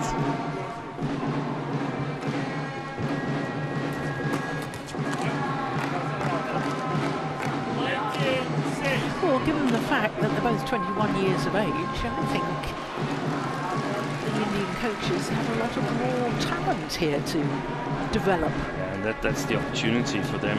Yeah. I mean, perhaps they would have been given a match had Ranki Reddy and Shetty not been here. Now they're playing at least 3 matches. Yeah. The way I see it. They're the only men's doubles pair here. Yes. Game point 6. So that's a great opportunity for improvement. Yeah. But a whole host of opportunities for the world number ones, Astrup and Rasmussen, to close out this opening game. Wow. Look how long that went. 7-20.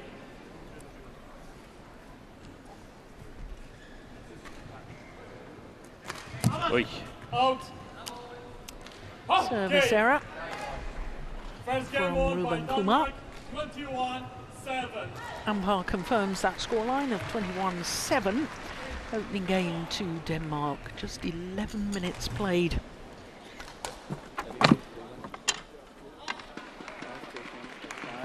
Denmark 1 game to the goods in this men's doubles.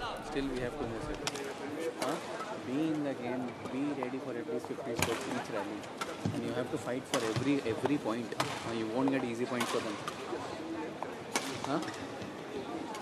So you serve, if you're not able to understand, just play and be ready. Have patience, don't hit unnecessarily. Be in the rally, that's all. And have to rotate faster.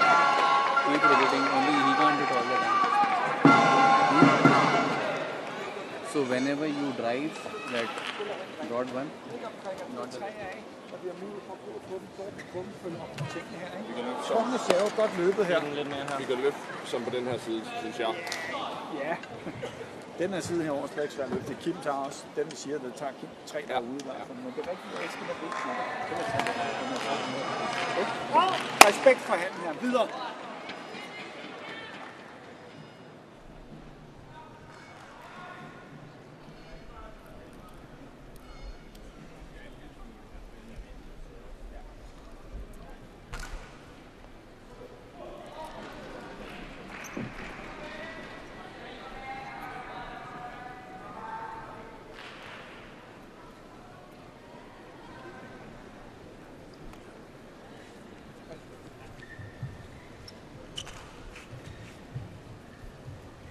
Second game, love ball, play.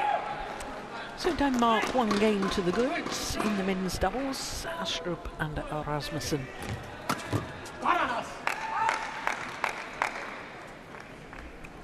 One love. Well, Manu Attri was the coach for the Indian pair. And I just love the way he described when you're driving to the wider one, he said. I think he means when you're driving to Rasmussen. Yeah. Wasn't that lovely? But I never heard what he said, what he was supposed to do. What they were supposed to do. That was also puzzling me. And I noticed it as well because he said, be in the game. Well, what does that mean? Yeah. And I think coaches often use some terms that they think it's clear what they mean, but it's actually not clear to the players. And I read about when Pep Guardiola was the football coach at FC Barcelona. They were playing counter pressure, and he said counter pressure means that if you lose the ball, then the closest person to the ball hunts the ball for 3 seconds. Now that's specific information. Yes. What do I want you to do? And that's sometimes important that coaches are very, very specific in these situations. Yeah. What does it mean to be in the game? They're not about to lead the court or anything. No. It's also interesting, Thomas Daumgaard, he said, respect the arena. So that means that it's a little bit difficult to play in here, and I interpret it as being ready to play a rally or a couple of shots extra, that you don't kill it as easy as you normally would. But that's another sign of what does it mean to respect the arena.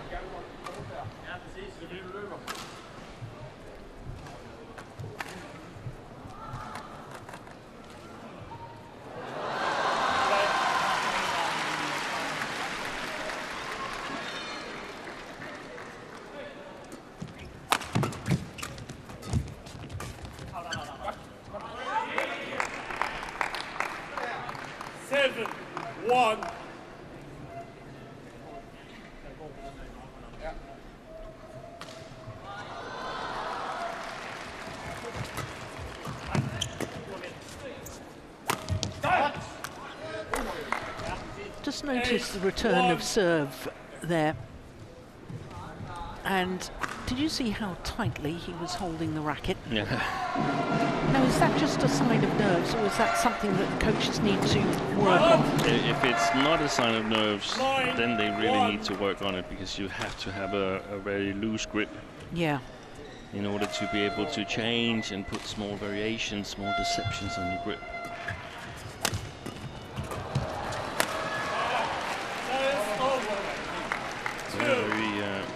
on very, very few occasions, actually, you should hold the grip entirely in the palm of your hand. You should touch the palm of your hand, but you basically hold it in your fingertips. Absolutely. And the Danes are not holding back It's here. over. 10-2.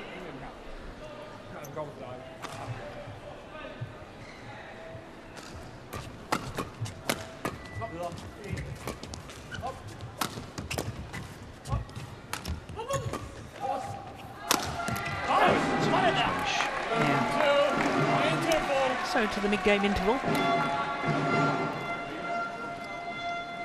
with an 11-2 advantage. Smashing across the body of the Tinas Bapati had the desired effect. So a game and 11-2 up. Denmark in this men's doubles.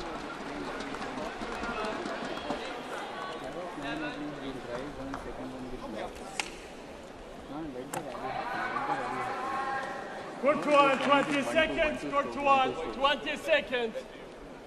Come on, come on. Jeg skal nok komme derover.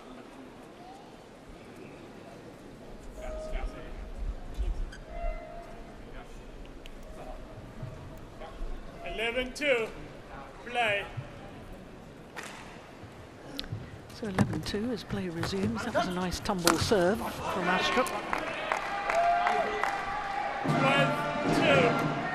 Difficult coaching for Manu Atri, and he really needs to support his players now, because now it's not fun anymore. They've looked forward to play for India, and all the dreams you have the night before the match, they know now that they're not going to come true. They're simply not competitive. So everything needs to get better, and he needs to encourage them. 14-2.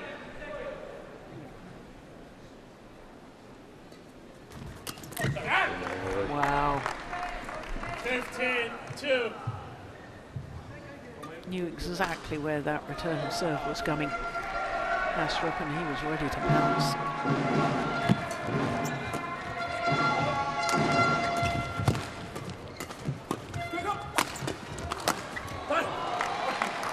That's a brutal second game here by the Danes. Yeah.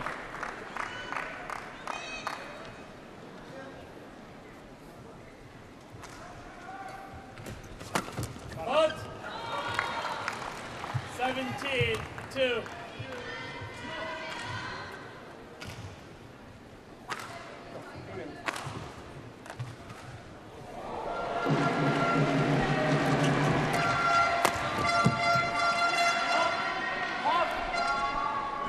It's over.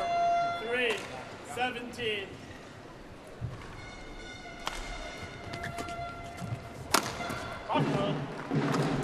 There is over.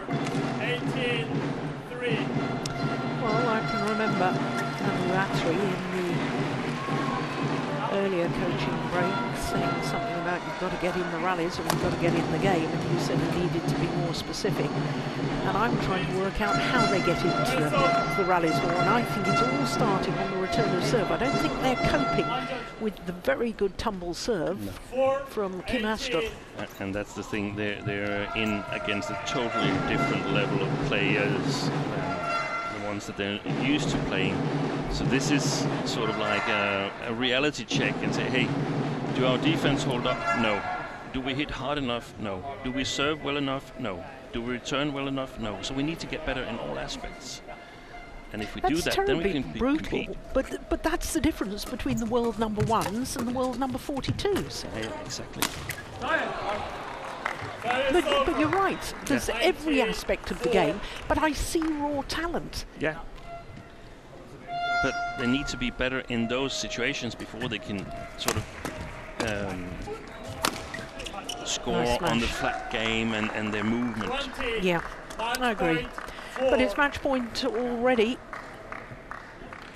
20, match point 4. And only one needed. Well, It was a fabulous performance by the world number ones, Astrup and Rasmussen, only dropping 11 points in the entirety of the match. Whole match finished in 21 minutes. Denmark celebrate because, of course, that's the third match of the tie. So they're guaranteed the win over India in this Group D encounter.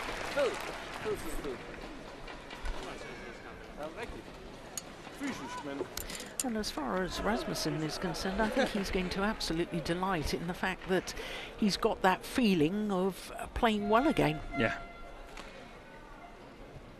And the psychology of that, I think, very, very important. So confirmation of that scoreline, 21-7, 21-4 in just 21 minutes.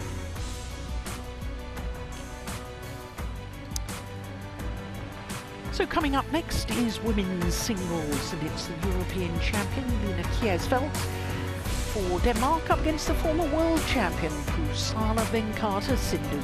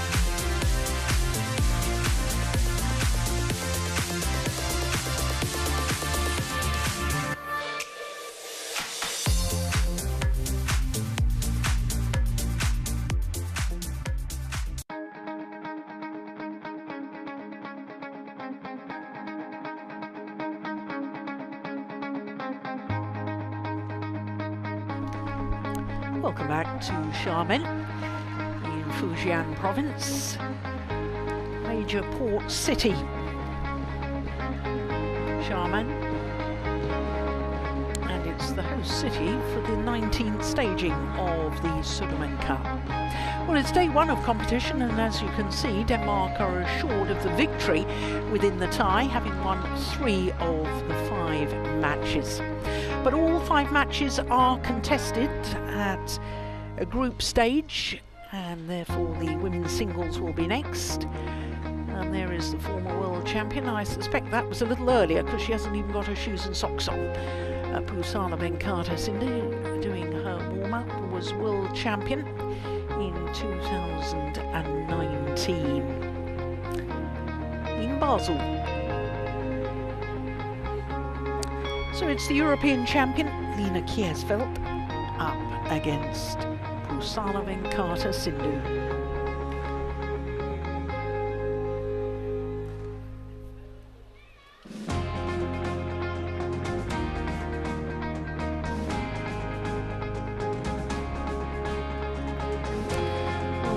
Kjærsfeldt, she's recently won the European Championship gold medal, finally winning gold at her 9th attempt, her 9th European Championships. Perseverance pays off.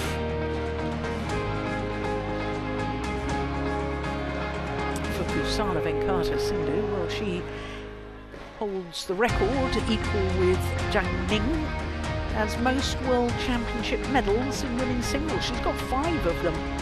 Wow, look at her, jumping up and down there. She's eager. Here's the former world champion. Just checking, making sure they know what's happening before they're brought on to centre stage. 5 World Championship medals for Sindhu. And in women's singles at Commonwealth Games, 3 medals, 1 of each colour. She's always been a great championship player. She certainly has, big tournament player. Add to that a couple of Olympic medals as well. Silver in Rio de Janeiro and bronze in the Tokyo Games.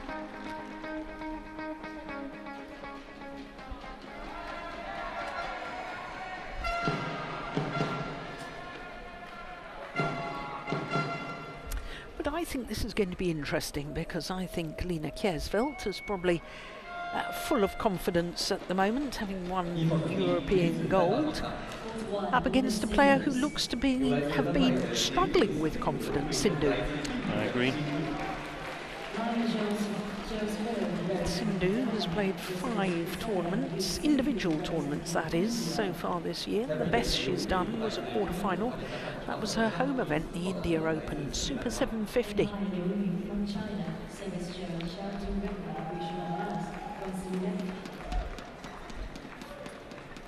Well, for this lady, Kjærsfeldt, that European gold medal, not only a reward for perseverance, it was 8 years, 4 months and 3 days since her last tournament win, which was the Irish International Challenger of 2016. That had been a long old wait for a title. Well, this, as you can see, will be a 6th meeting between these 2 players. Pusala Venkata Sindhu having won all 5 previous. Only once has it gone to 3 games.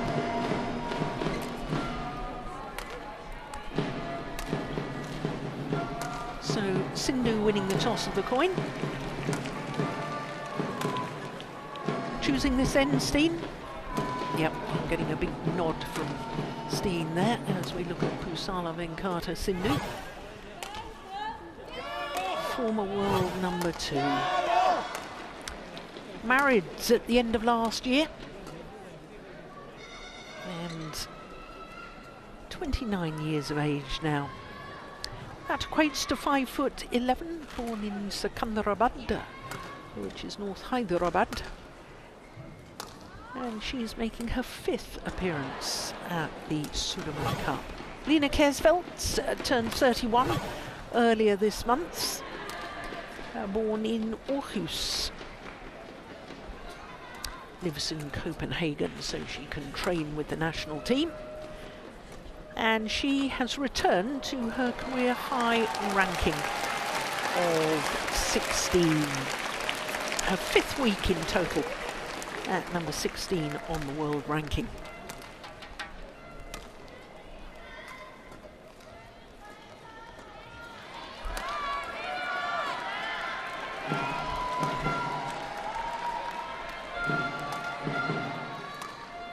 So Kjærsfeldt coming into this year's campaign over her 3 previous Sudirman Cups, has played 9 matches, but she's only won 2 of them. Sindhu, on the other hand, has played 7 matches and won 3 of them. Oh, there's a familiar face from Korea. Coaching now in India. Yu Young-sung, of course, twice Olympic silver medalist in the men's doubles. Also works with Lakshya Sen.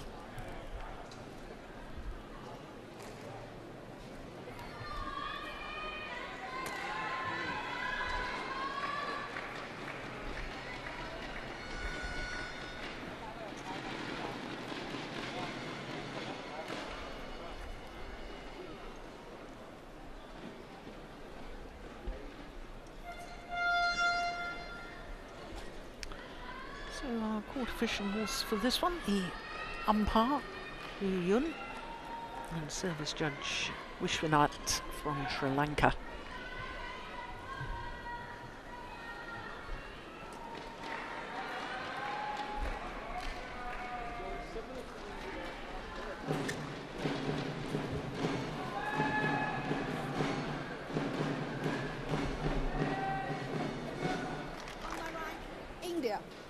represented by Puthalavi Sindhu. And on my left, Denmark, represented by Lina Holmark Cashfeld. In there to serve level play.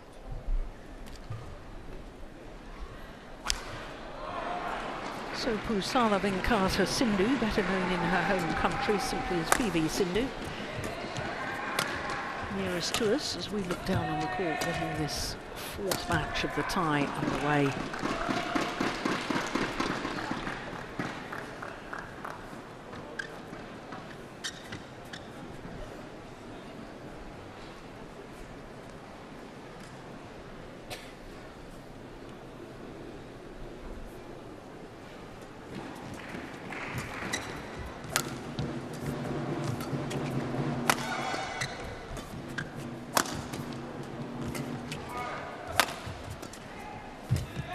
Oh, that's lovely. What a super shot from Sindhu. Now, Steen, just bring us right up to date. Of course, Mia Blichfeld has been in the Sudirman Cup on many previous occasions, and with Kjærsfeldt have been the top two winning singles players from Manbolta. Mia Blichfeld has gone independent. She's gone independent. Was she available for the Sudirman Cup? She was selected for the Sudirman Cup, but injured? Withdrew due to a shoulder injury. Also had to withdraw from the European Championships. Line Kjærsfeldt was also selected initially for the Sudirman Cup. So the extra player, the reserve for Blichfeld, is Line Kristoffersen.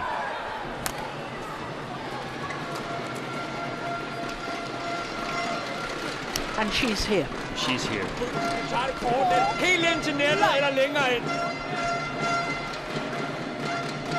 Well, it's been a good start by Pusala.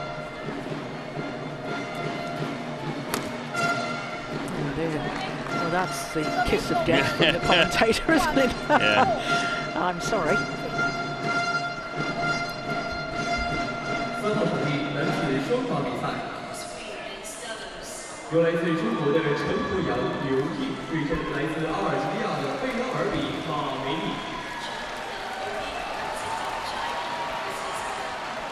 Oh, that's landed on the line. That's perfect.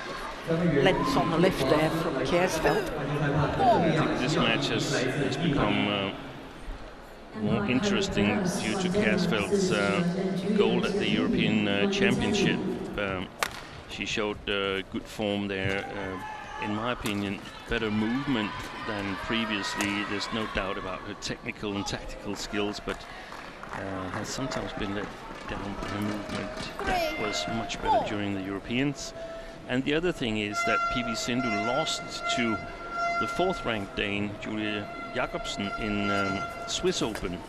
Normally a hall where Sindhu has fond memories. It was where she won the World Championships back in 2019. And I think that has given the other Danes a bit of hope that they can challenge the former world champion.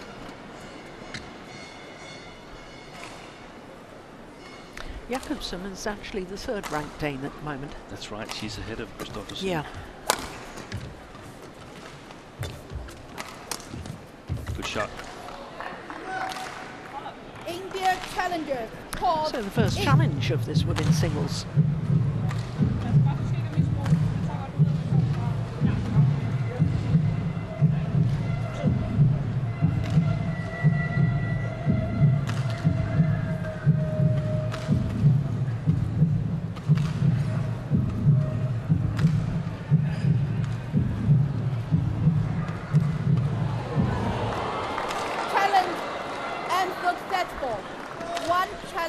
Remaining.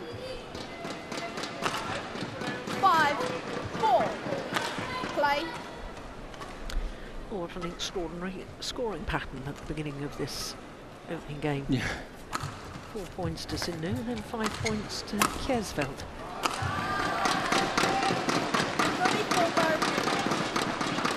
5-4.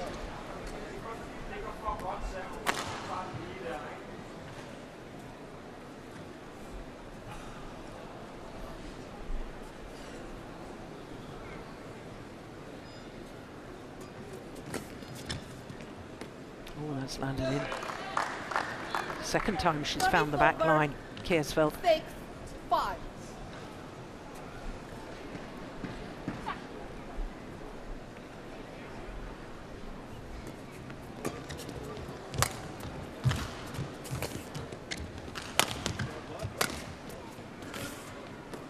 Oh, I think there's a bit of sideways drift from right to left as we look down on the court during the rallies.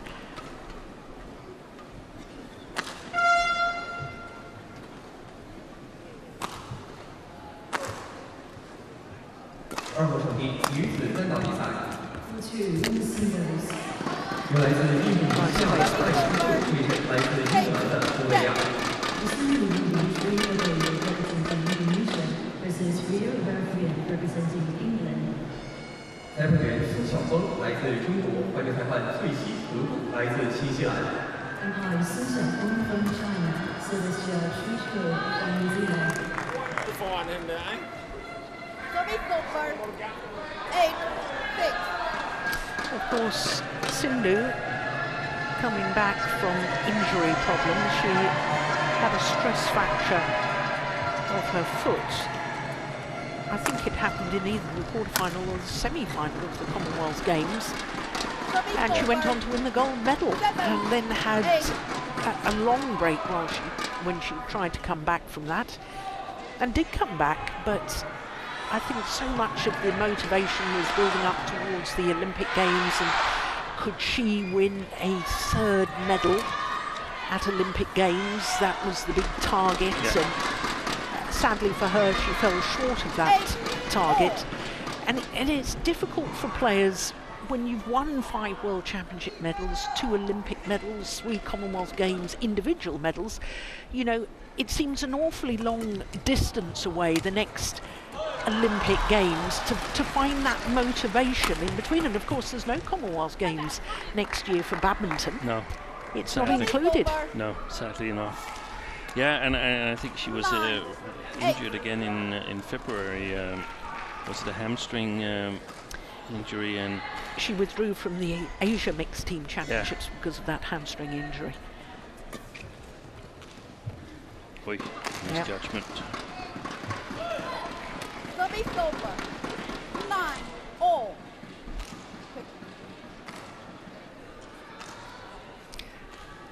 Yeah, I suppose as well that she's happily married and has openly talked about how happy she is, and you know, priorities change sometimes. We've seen it with some of the male players when they've become fathers. Yeah. 10-9.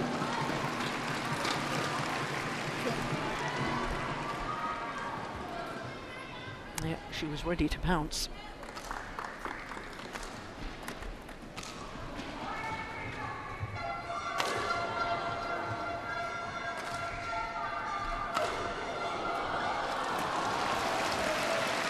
That's gone long, and it is the former world champion Pusana Venkata Sindhu who goes to the mid-game interval with the advantage, a 2-point advantage in this opening game. Yes, well judged, well left.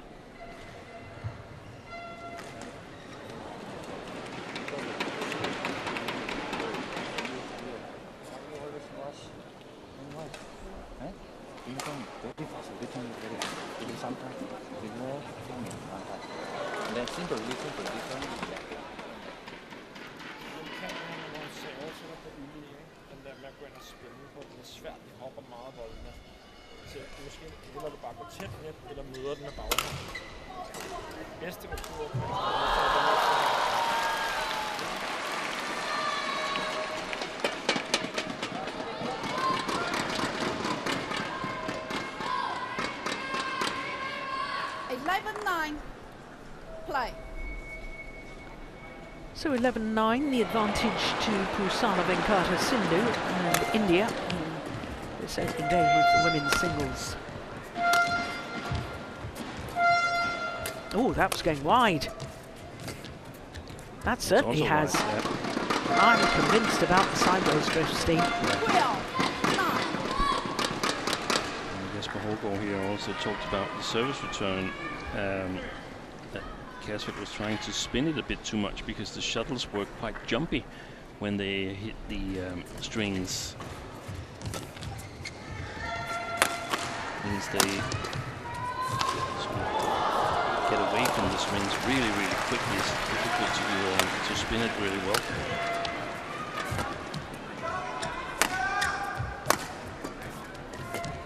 Oh, that's a good deception.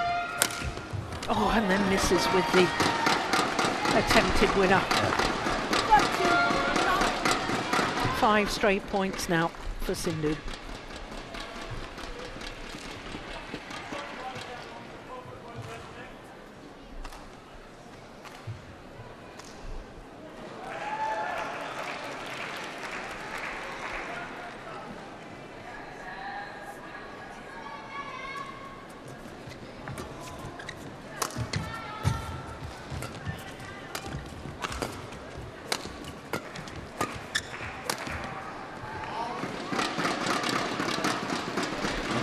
To do too much there, Kjærsfeldt.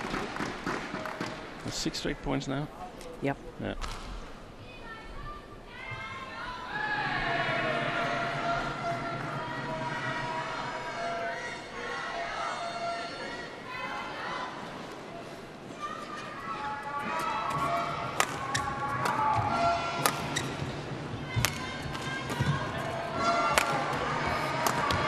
Oh, missed it. Points comes to an end at 6. 10-14. Players made some peculiar errors. I mean, sometimes when we see some stats, they say unforced errors. So that's too simplified in my opinion, because there's also the psychological aspect, what you feel you need to do and so on. But there is some mistakes from situations where you're not really under too much pressure here. Thanks, Sindhu. Oh, that's a beauty. What a super shot. 11-14. Racket strings broken from Sindhu. But look at this. Whipping that racket head through quickly with a glancing blow, slicing the shuttle, creating disguise.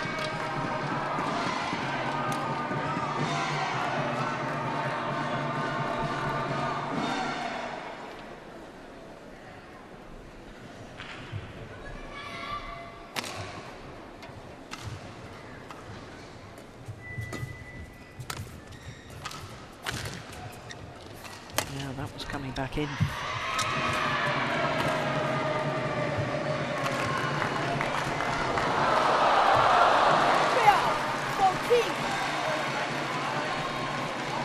Well, that was an important 3 straight points there from Kjærsfeldt, because now all of a sudden she can believe in it. Yeah. Only 2 points the deficit.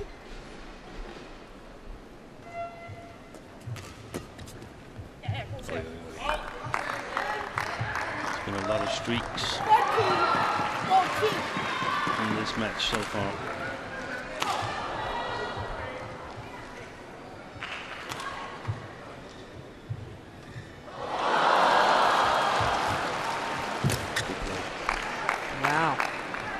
Level. That's amazing. 5 straight points now for the Dane. And it's all level.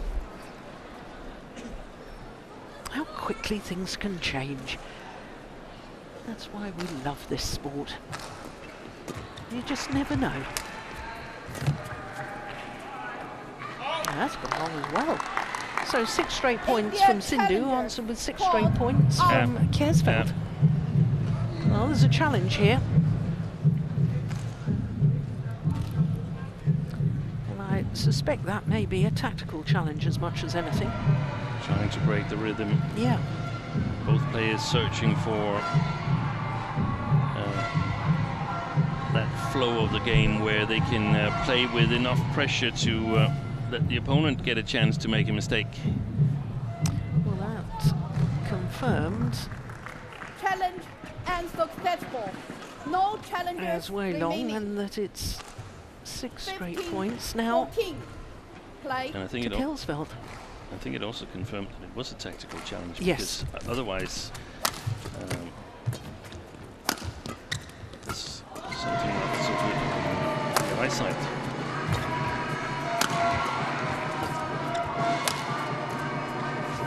Right. And of course, Sindhu's got no challenges left now.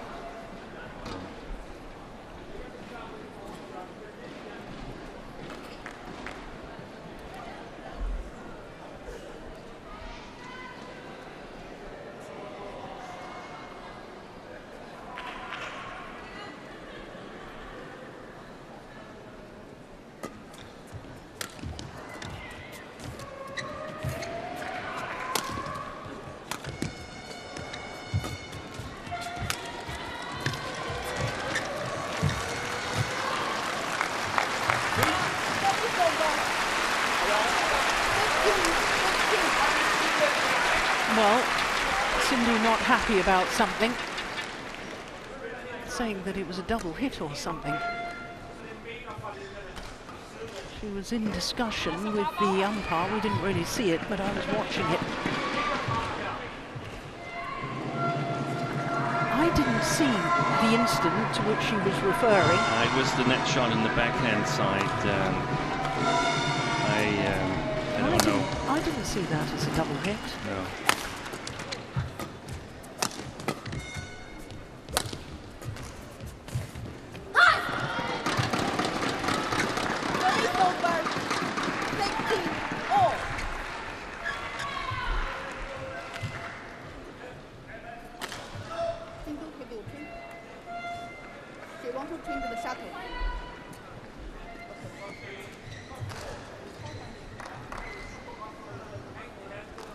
Play.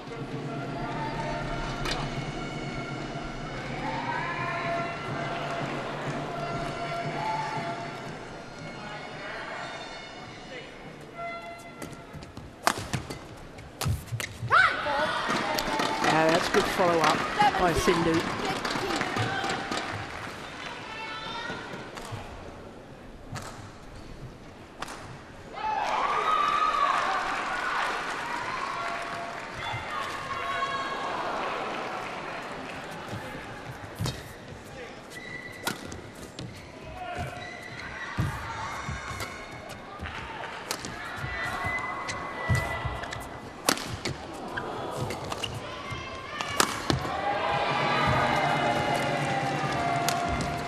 That's a lovely disguised drop from PV Sindhu.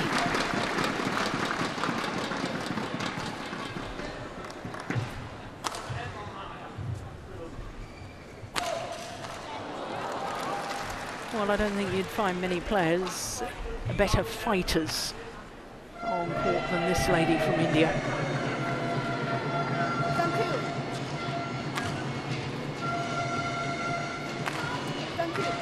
She will never give up.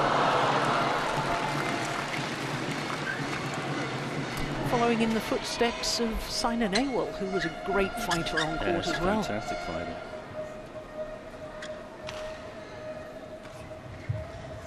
Play.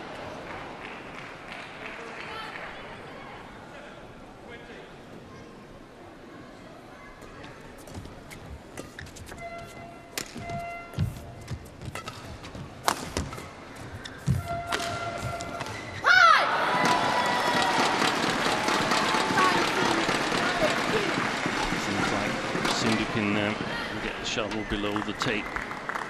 She's got the upper hand. Below the top of the tape on the front court. Yeah. And 4 straight points. 2 points away from the opening game. Oh, that's a beautiful net shot. Yeah. Good pressure. Ooh.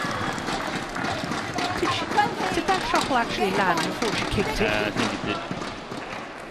Well, it certainly wasn't called by the umpire. So it is 4 game point opportunities on a run of 5 straight points for Pusana Venkata Sindhu and India.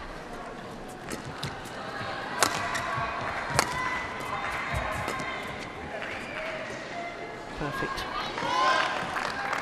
Service over. Landed on the line. 17-20. Well, the way that these two players have scored runs of points against each other don't write anything off Steen. There might be another twist in the tail yet of this opening game.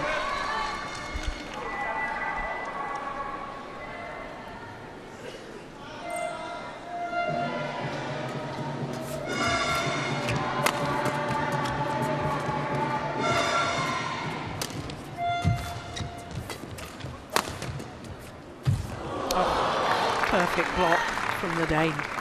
Got the net cords and that just deflected the shuttle enough that it completely put Sindhu off her stroke.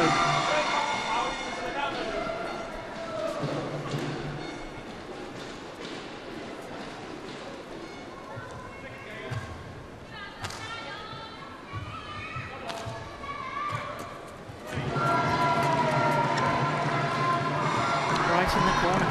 Would you believe it? So many misjudgment, especially in that corner by Sindhu in this. I think it's 4 or 5. So 3 of the 4 game points have been saved. Last opportunity for Sindhu until we would be forced to go to extra points. Indeed, it's 20 all. And extra points required until it's a clear 2-point winning margin.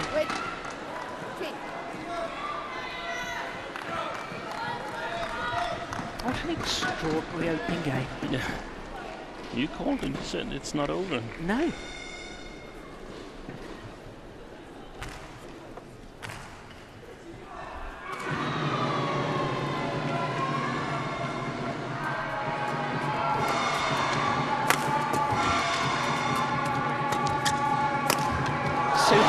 Struggling in that forehand corner, Cindy. That's why she's left so many, because she's struggling. She's struggling to get to it. Do you think that's the remnants of the hamstring? It might be. It might be. Well, having saved 4 game points, now Kjærsfeldt has a game point opportunity herself.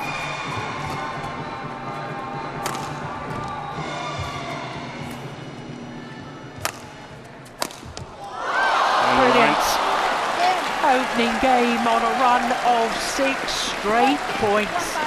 Lena Kjærsfeldt takes the opening game against Pusala Venkata Sindhu 22-20. What an opening game. Absolute perfection on that final smash down the line. The 22 minutes of fascinating badminton.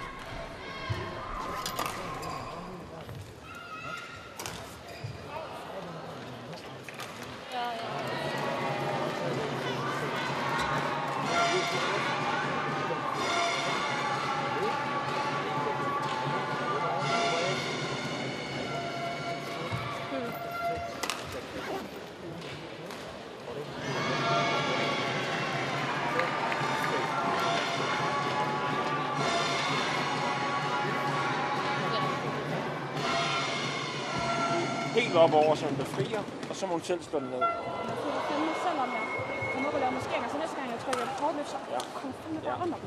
Men jeg synes ikke nogen grund til, at vi spiller dem. Det er kun for en variation en gang imellem. Ja. Det er jo kun, hvis vi begynder at mærke, at hun kommer til at springe på forhånd. Ja.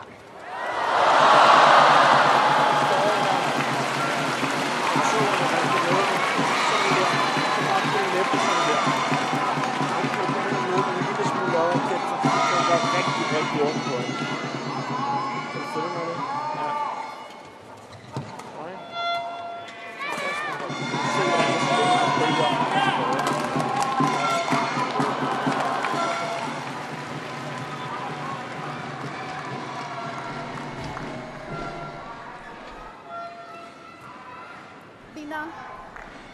Lina.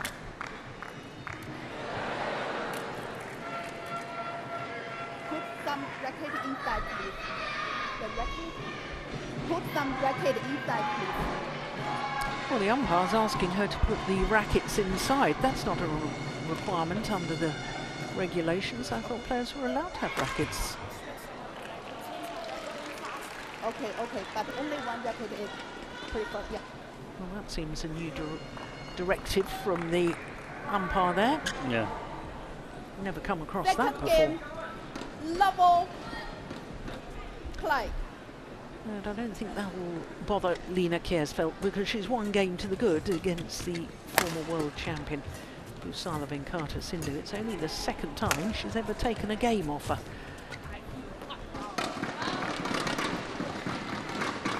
Service over, 1-love.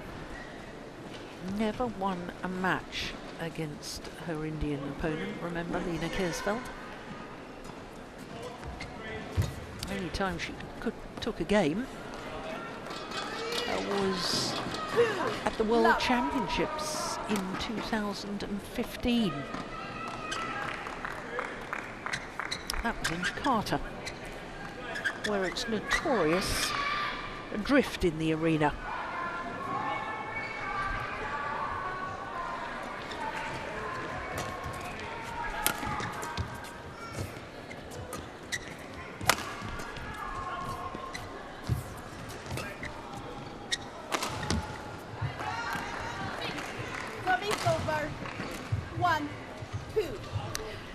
Yes, but Paul Gore was giving advice to Kiersfeldt there. Did you catch any of it? It was something about once in a while, if you need sort of to get out of trouble, then lift really, really high to the backhand side of Sindhu.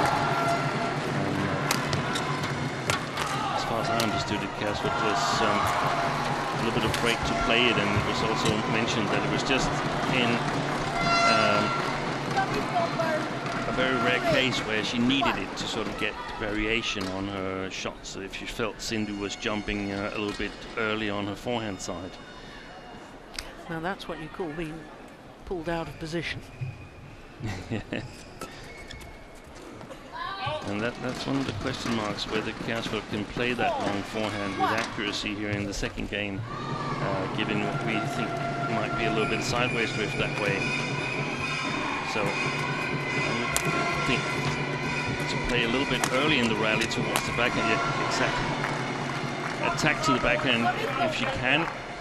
Otherwise, play it early in the rally, so Kiersfeldt is in a good position if Sindhu chooses to attack. Later on in the rally, it's really difficult because you tend to be a little bit more out of position.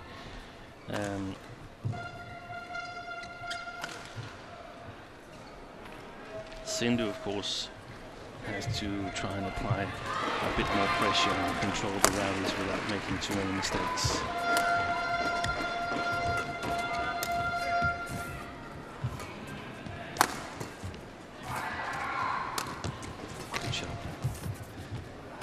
Oh, it's just wide. Do you know, I was about to say that's an absolute beauty.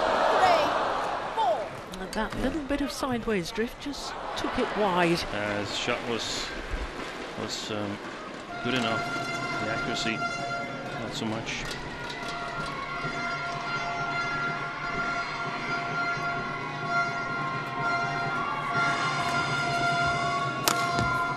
Super.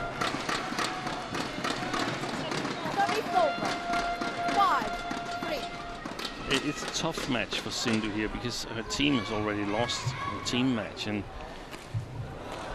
she's normally beating Lena Kiersfeldt. She's never lost to her, so there's not so much to gain from her. But I think she's got to think about developing her game.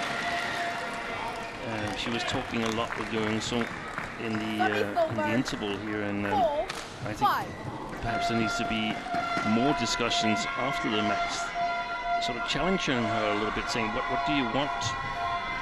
It's 2 years and 11 months since PV Sindhu has beaten a player in top 5. Wow. That's and who was that? Concern. That was Akane Yamaguchi. At which end? Yeah, I'm not entirely sure. It was the 20th of May, 2022.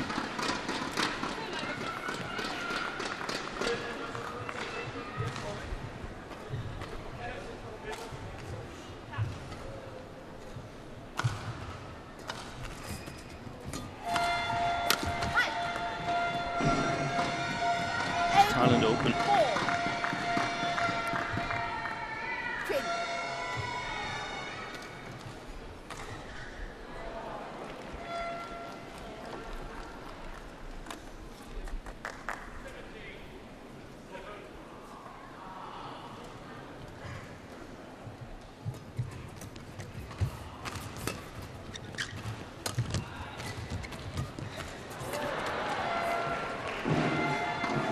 Landed on the line.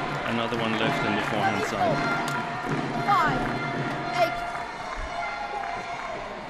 5-8. But don't you think a player like Sindhu, who has always relied very heavily on her speed of movement and her fighting spirit, she's got good attacking play, and I know she's worked on her defence, but if a player that relies so heavily on movement gets injured, then it has a big impact on their game.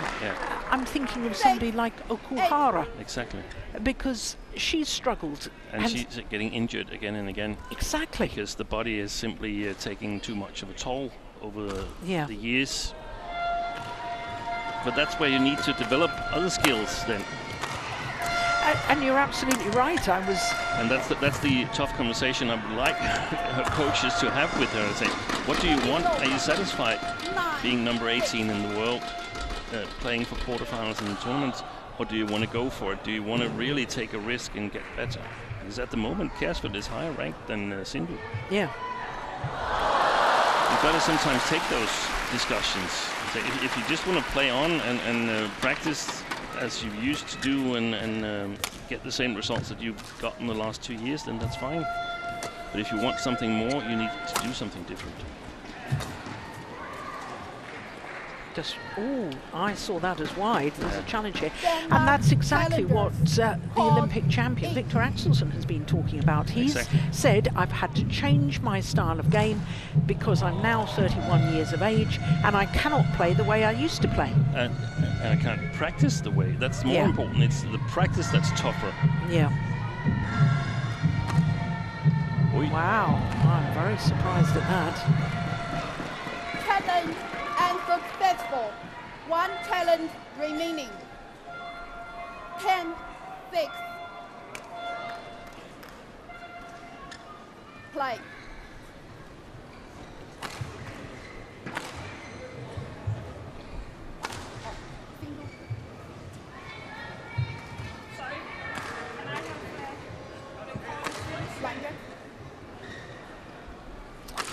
Wanting the line judge to just walk the court a little.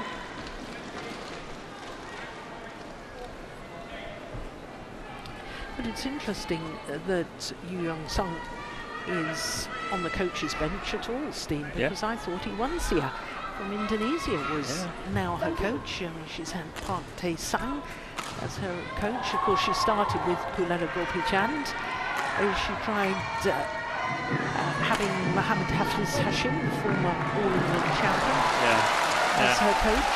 Well, nothing seems to be working at the moment. No, I read a little bit into it that she's trying to think that it's probably the coaches, but she needs to get better.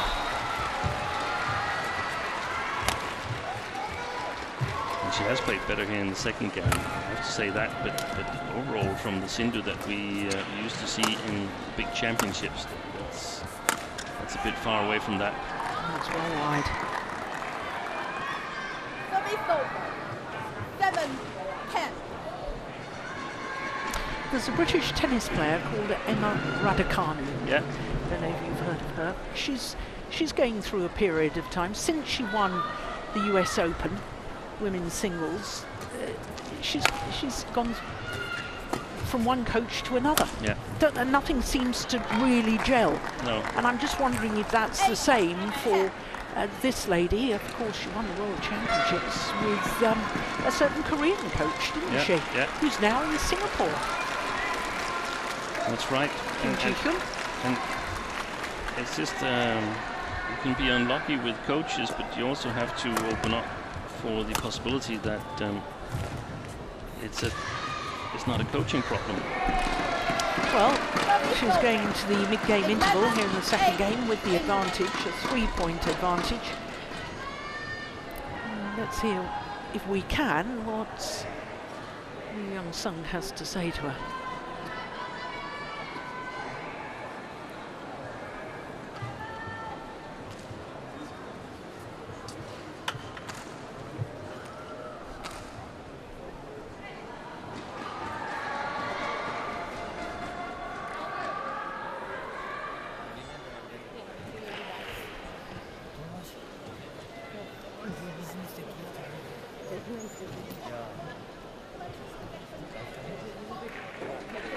Har du opmærksom på det, så vil jeg sige, du skal ikke være så bange for at spille det hjørne derovre også. Forhåndshjørnet. Round the head også. Det er bare bedst, du spiller det for. Ja.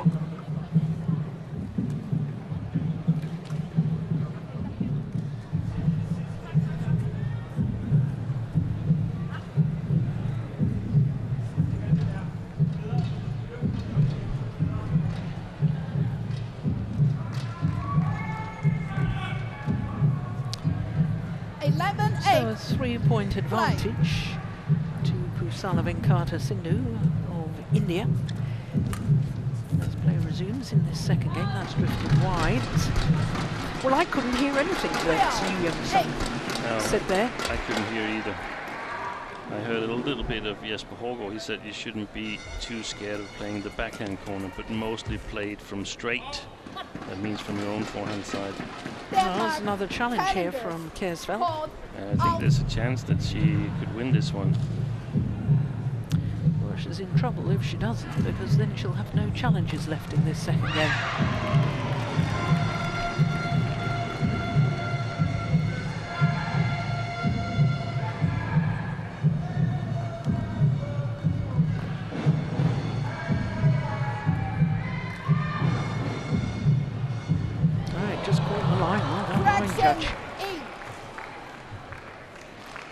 Oh, no, I beg your pardon, I've got it wrong again.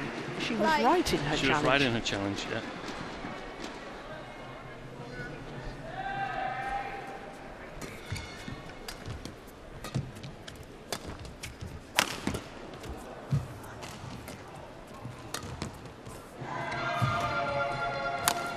Good shot, good play by Sindhu.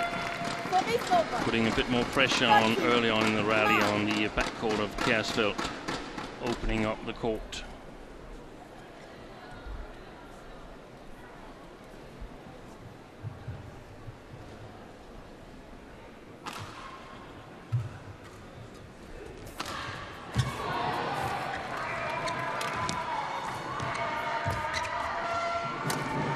Oh, that's a beauty. That is a super shot. 10-13.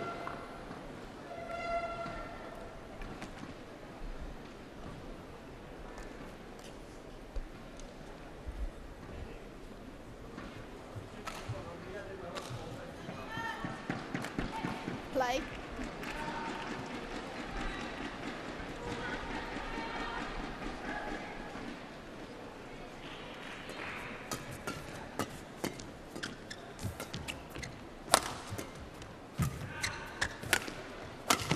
Oh, yes. Again, good straight drive from Sindhu down the forehand side of Kersfeldt.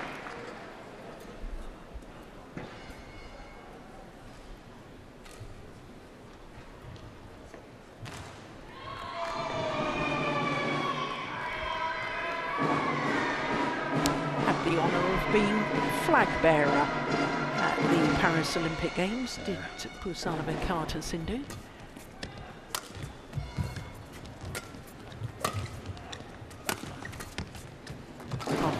Lovely, isn't it? 15-10. Lovely block.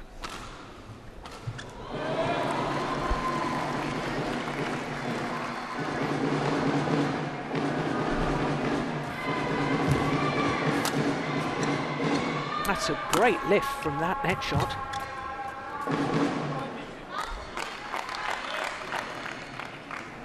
Amazing control. 11-15.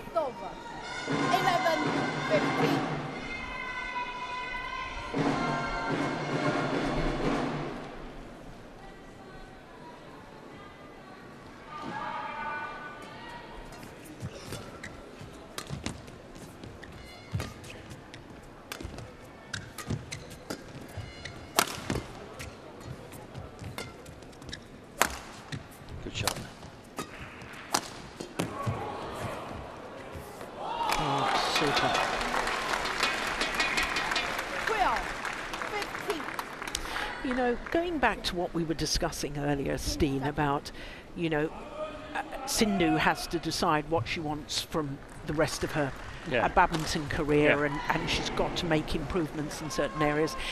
Doesn't that just emphasise why it is so important with the development of players to focus on skills, that you can fall back on skills in relatively terms? It's easy to get fit. It's very, very difficult for a 29-year-old to start developing new skills. That's a beautiful length on that. That's inside the back line. So that's why on the development of players, it's so important to work on those skill aspects. Super important, and super important to, throughout your career, worked on skills.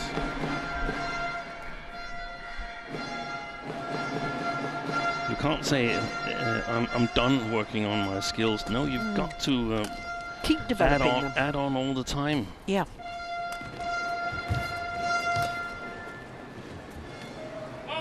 Just long. 17-12. I'm not saying that Sindhu doesn't have skills. Of course she has skills, but she's got to refine them a bit more, I think. Yeah, so a little bit extra skills would again bring her physicality into play, or more into play, so that would be an advantage for her. Yeah.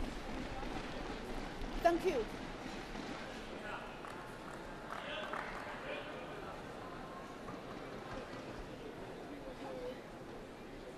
Play.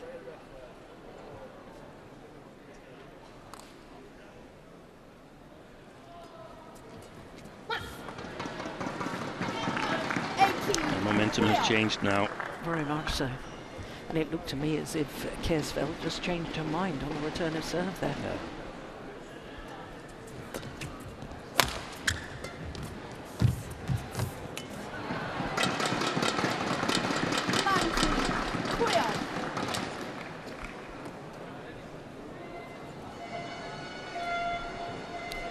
Points away from the second game, Sindhu.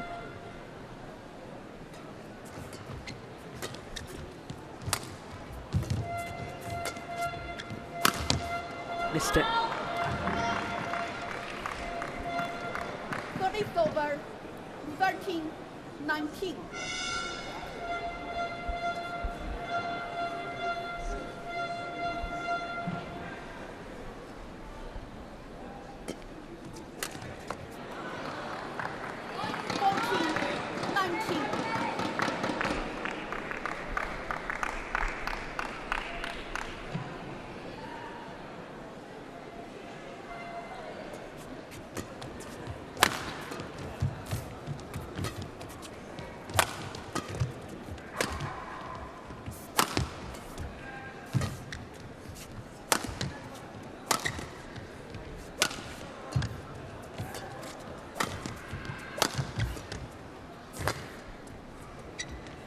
It's a good high lift.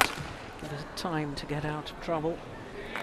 Oh, challenge here from Sindhu. I think sideways drift helped it back in. Yeah.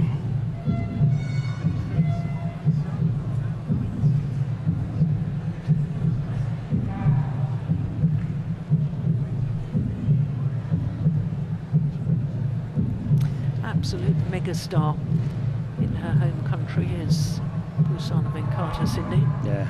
Made the top 20 on the richest female athletes list once again, the Forbes list.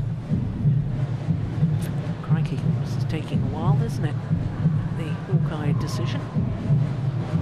Yeah. The drift did bring it back in. Challenge and successful. One challenge remaining. 15-19. Play.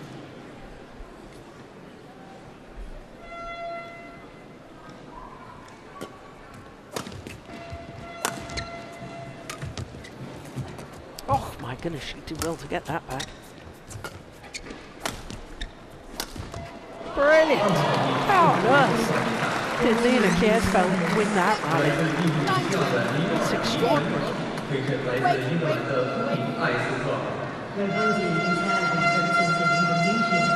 Well, we didn't see the defensive shot at the net that she really had to stretch to scramble back.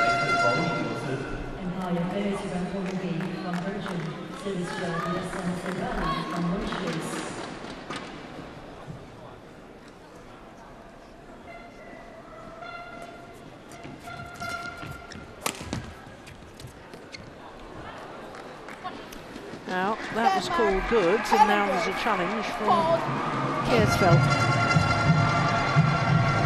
So he was not satisfied with that shot, whether it touches the line or not. He felt she should have attacked.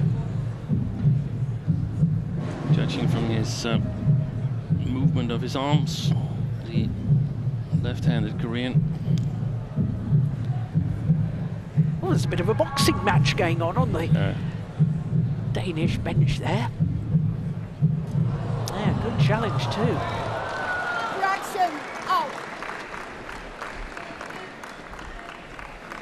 17. Still one challenge remaining, and so she's had 3 challenges in the second game because she got 2 right.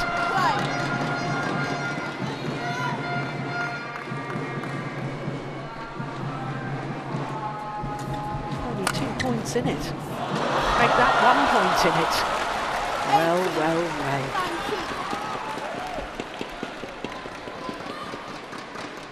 If I was Sindhu, I would play the net now on the service return.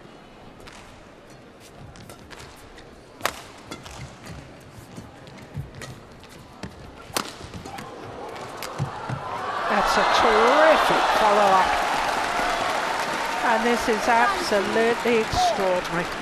6 straight points and only 1 point in it. 12-19 adrift. Oh, I beg your pardon, it's 19 all.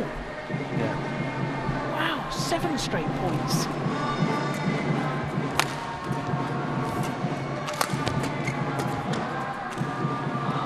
That's gone long, and this is simply extraordinary.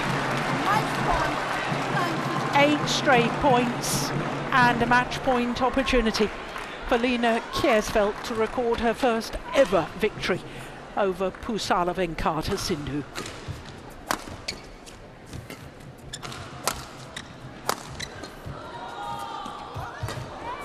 Good save.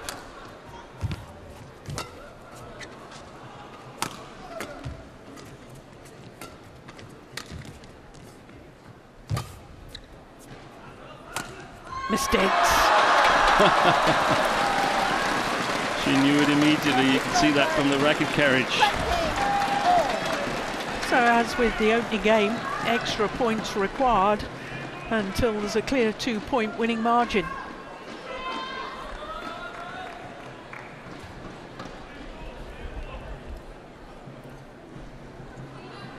Well, sport is about who plays the big points well.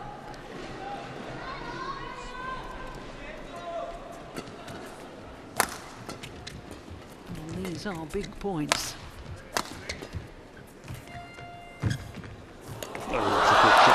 Super. So having saved a match point, now Pusala Venkata Sindhu has a game point opportunity to send this to a decider.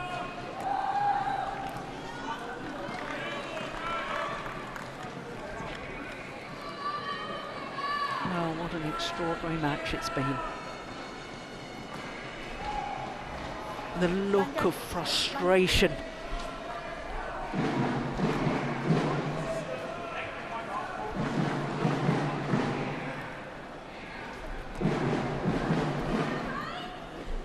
Thank you.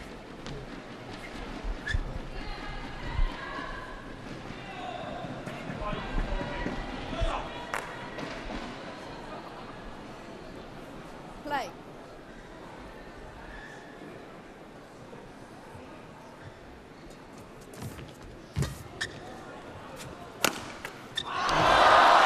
The body smash.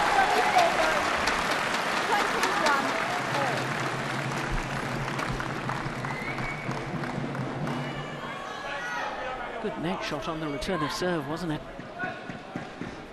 Yeah, look at that. Smash right at Sindhu. 21 all.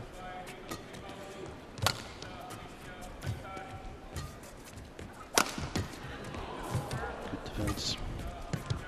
Desperate defence. It's just long, and there's a challenge here from Sindhu. Called out.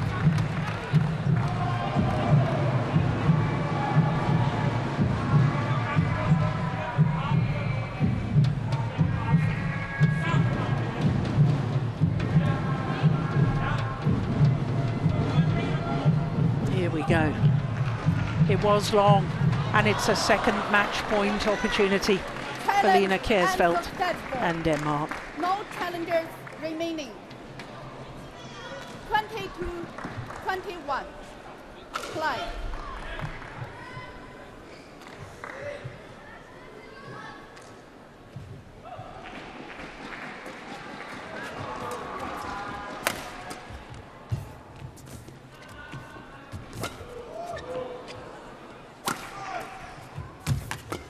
Oh my goodness. What a rally.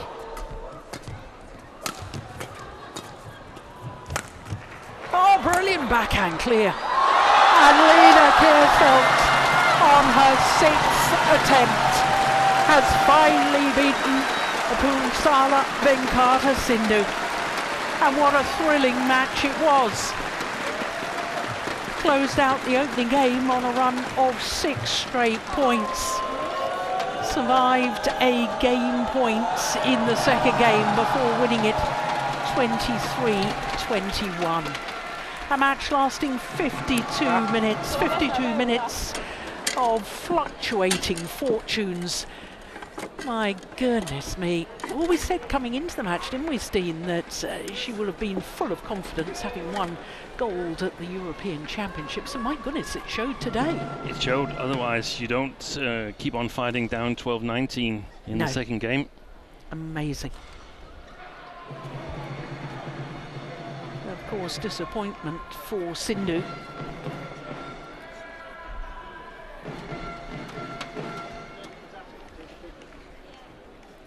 And look what it means, not only to Kjærsfeldt, but to the rest of the team as well. 22-20, 23-21 in 52 thrilling minutes.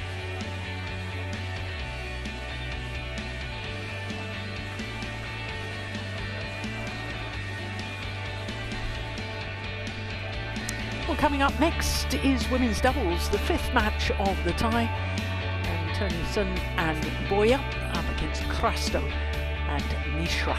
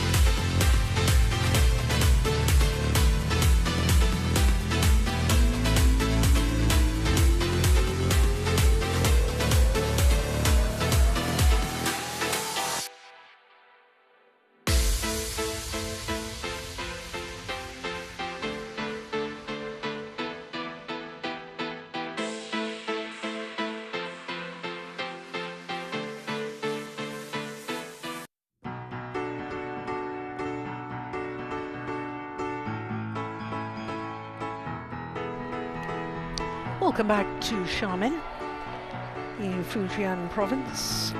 8:15 in the evening here, local time, so it's dark outside, but very much good badminton to look forward to still with our last match of this tie. Denmark lead India 4-love in the overall tie, Group D match, and women's doubles the last match of the day because Krasto has already played one. She was in the first match, and she and Shultri Mishra are in the women's doubles against Antonisen and Boya of Denmark.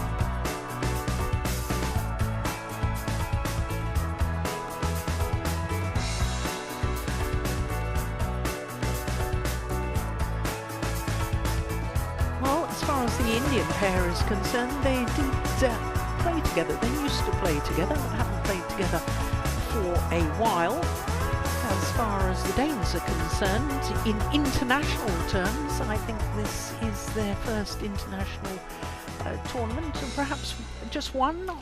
Still. Yeah, they've played in the European mixed team competition against Spain. That's the only match they've played. Yeah.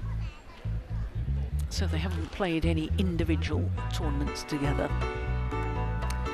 But as far as Alexandra Boya is concerned, she's the one doing the squat jumps at the moment. She is perhaps better known as a mixed doubles player.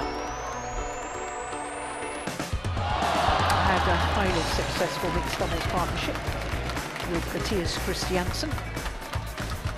And he's going to be making a welcome return after suspension, I think, fairly soon.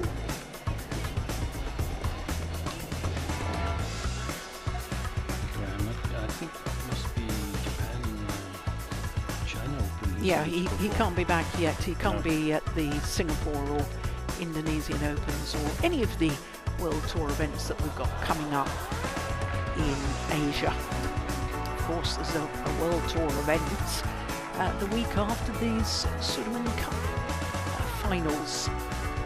That's in Taipei, then the tour goes to Thailand, then the Malaysia Masters, then Singapore, and then Indonesia.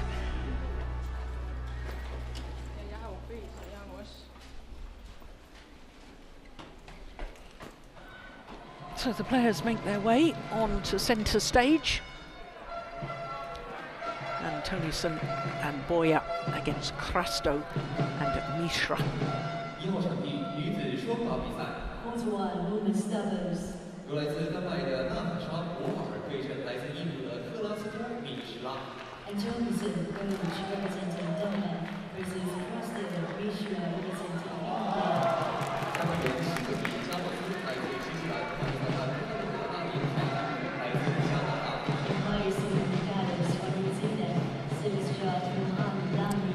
Well, the order of play is at the discretion of the tournament referee.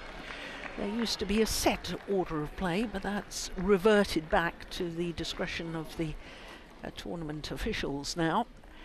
And it's always difficult when you have a player playing twice within a tie, as Krasto is doing. Interestingly, on the adjoining court number 2, Callum Hemming is doing the same thing, but the tournament referee on that occasion played men's doubles first and then mixed doubles as 5th. So it can vary. So I've got the black and the red. What did you choose? Tie to tie. Red, black for you. Very appropriate. Serve, receive. Yeah. Serve, receive. You're serving. Who's receiving? Oh, that was very odd. I listened carefully to that, and the umpire seemed to say to the Danes, who won the toss of the coin, serve or receive, and they said receive, but it didn't seem to ask who was choosing ends. I think he asked the Danes, he asked that, but the Danes said side and pointed to the near side here. Okay, I beg your pardon. Well, this is Alexandra Boya. She's 25 years of age, from Horsens, which is where we've just had the European Championships and where we'll have the Thomas and Uber Cup finals next year. 173 is just over 5'8". Natasha Antonison is the younger of the two. She's 23 years of age, from Aalborg in North Jutland, and exactly the same height.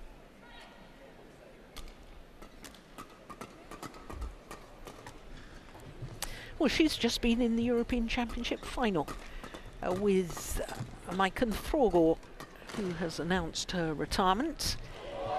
So a silver medalist at those European Championships. Tanisha Krasto will turn 22 a week on Monday. And she was born in Dubai in the United Arab Emirates. I understand her parents still live in Dubai. She's got a brother that's a very good gamer. Oh. You know, didn't your son, wasn't he into... He was into gaming, a lot of gaming. Yes, yeah. Yeah. This becoming... Counter-Strike. Yes, it's a big sport now. Anyway, this is her partner, Shruti Mishra, who is just 22 years of age. And she's from Lucknow in Uttar Pradesh in northern India, most populated state in India. And in fact, she was the first player for 40 years to be selected for the Uber Cup back in 2022 when it was staged in Bangkok. I don't think she actually played. I know you researched this, Steen. I don't think she played in that, but she was selected. Is that right? I don't know if she played. She was selected for the team. She didn't play the squad. Yes, but didn't actually play a match within the competition. Sydney Gallos from New Zealand is our umpire for this one, and service judge Keita from Canada.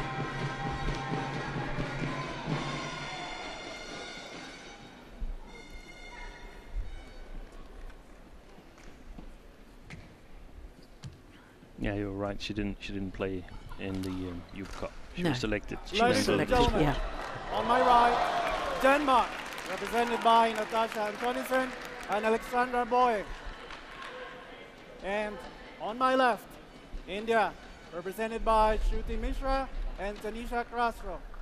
India to serve, Tanisha Krasro to Natasha Antonison. Lavo, play. So India get this fifth match of the tie underway.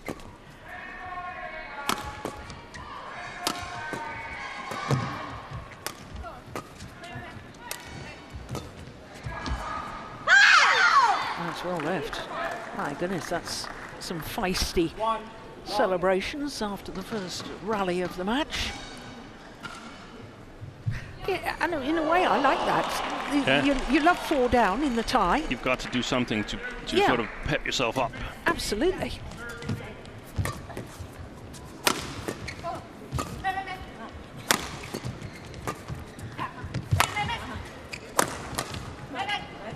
That's short. Oh, came off the frame. Well played by Krasto. Clear, long.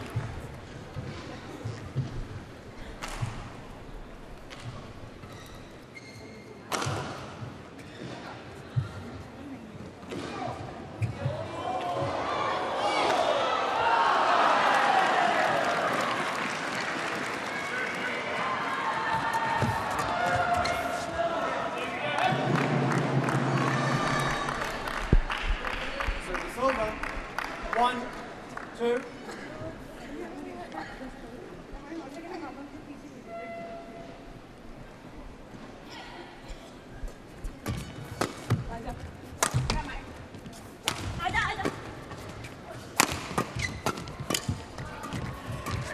Yeah, that's a lovely shot from Krasto. 3, 1.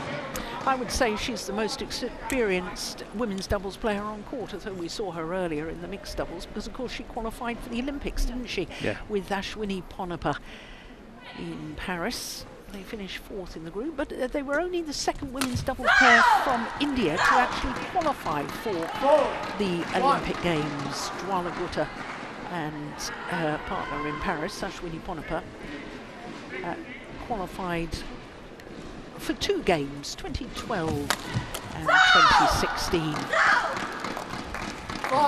That's an achievement in itself, and when you consider that, of course, Jolly and Purlela are sadly not here. They were originally selected. They've been ruled out because of injury problems.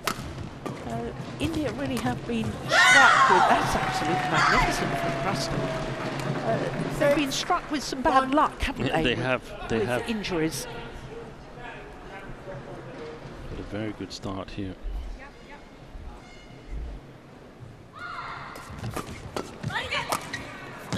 Nice.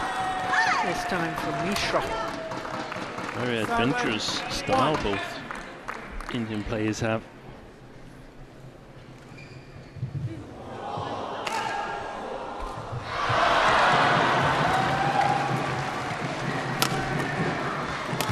Oi, oi, oi. Oh, and she's hit it long. Would you believe it? 8-1. Well, neither of the Indian players, look, they both encroach forward. Nobody, pushed her partner over. That would be a free kick in football there. Tackling your partner and still winning the rally, that's extraordinary. Service over. 2-8.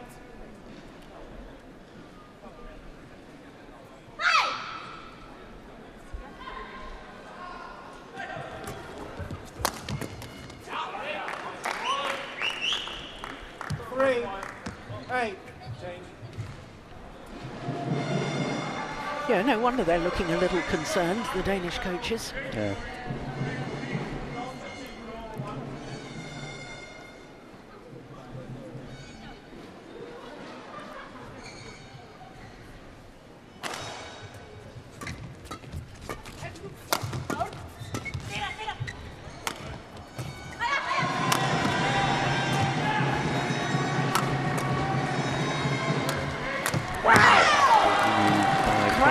Is on fire at the moment.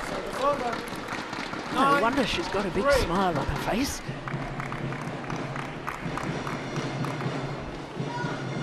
It was too easy readable that Antonissen was going to play the drop shot there, not in the body position to attack.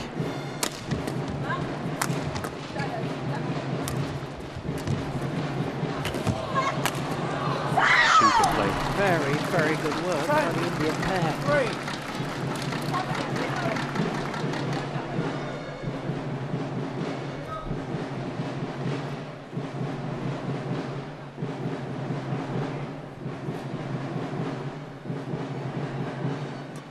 Oh, service foul called on Crusto. Too high. 4-10. First service fault we've seen today on this court, isn't it? It is. Line.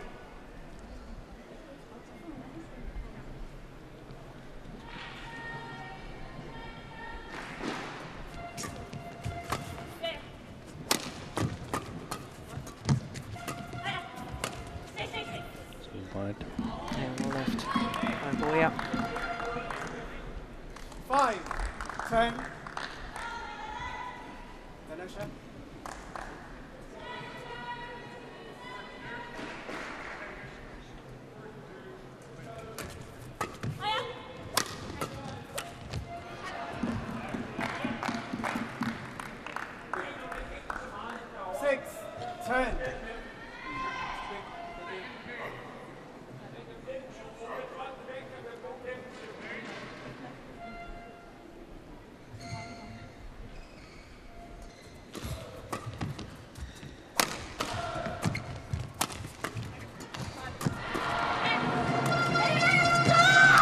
Super drop shot from Shruti Mishra, and it means that India go to the mid-game interval with a 5-point advantage here in the opening game of the women's doubles.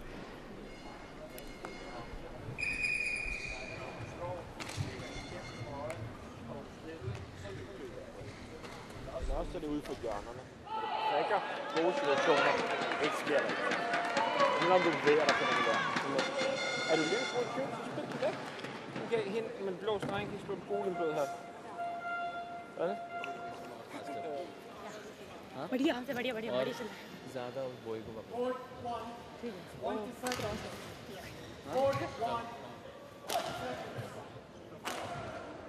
Så slår du alvor ind over midten. Det er bare noget gå.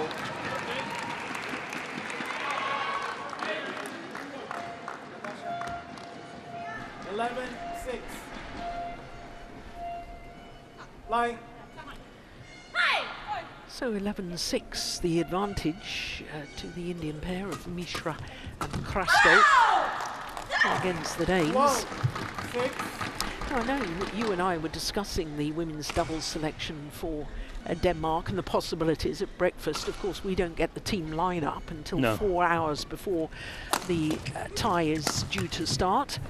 And you felt that as Antonissen was making her debut here, if this had been the 5th match, which of course it is, and if it had been 2-2, you were concerned that maybe her lack of experience, you didn't know whether she would rise to the challenge or not. Exactly. But it's an interesting selection, isn't it? Yeah, I think it takes a lot of guts to do this. This is the decisive match for whether you make it to the quarterfinal or not, as I see it. And we know that Boya and Magelund, they've played a lot of doubles together. So I think I would have asked Magelund to play twice here. But I think it's courageous of the Danish coaches, because at some point you've got to let Antonissen play. And knowing that the best Indian women's double, 1.5 of the 2 best Indian women's doubles is not here, then this is the occasion. But it's also natural that it takes a little while to get used to this. And right now, the Danes are being bombarded by the Indians. It might also be the fact that the Danish coaches were so confident of their players, of their other players, that they would already have the tie won. That's also a part of the equation. Yeah. How likely do you think it is that this is going to be the decisive match? Yeah. Compared to the sort of collateral damage if you don't select her now and are going to use her later on in the tournament. Yeah, because it sends a message as well. If you don't select Antonissen now, then she thinks... You don't really trust her. You don't trust her, you don't have confidence in her. It's a difficult one, and it's not so easy being a coach, is it, Steve? No. Yeah. And I think... Good length on that defensive shot from Boya. I think it's difficult for the Danes here in the first game because they play with the drift, but I think the attacking willingness of Mishra and Krasto has forced the Danes to play a bit more patient and has to lift a bit more. They cannot go into this fast-paced flat game at the moment because they're getting their noses punched. That's a good smash from Boya. So the longer the rally continues, the more the advantage should tip to the Danes, the way I see it.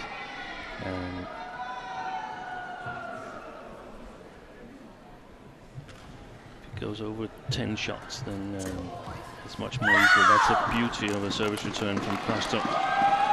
Service over. 50, 10.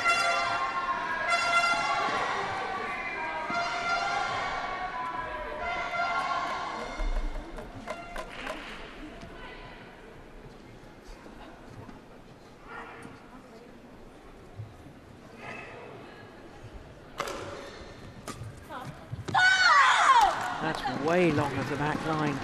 Return of serve from Antonissen. 10.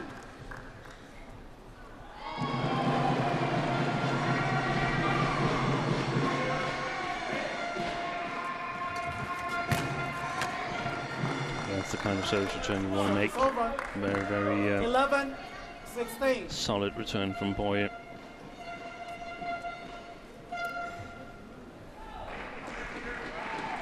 below the tape. 12, 16.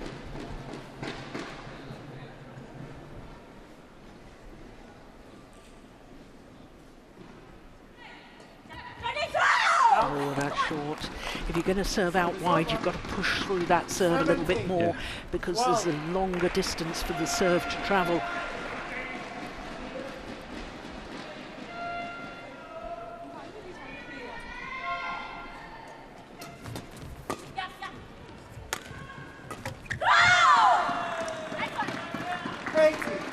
Well, I have been very impressed by this Indian pair so far.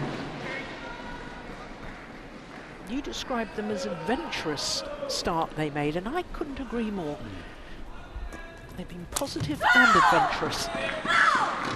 And now just 2 points away from the opening game. And they're unpredictable, and I think they scored a point on it here because Antonisen, she didn't know where to play it. There's a possibility that one of the Indian players were everywhere. Service over. 13, 19.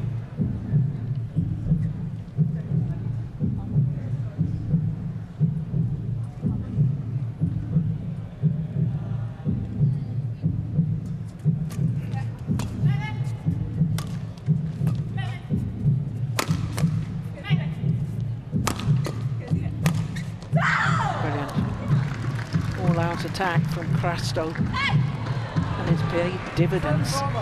It's 7 game point opportunities for India.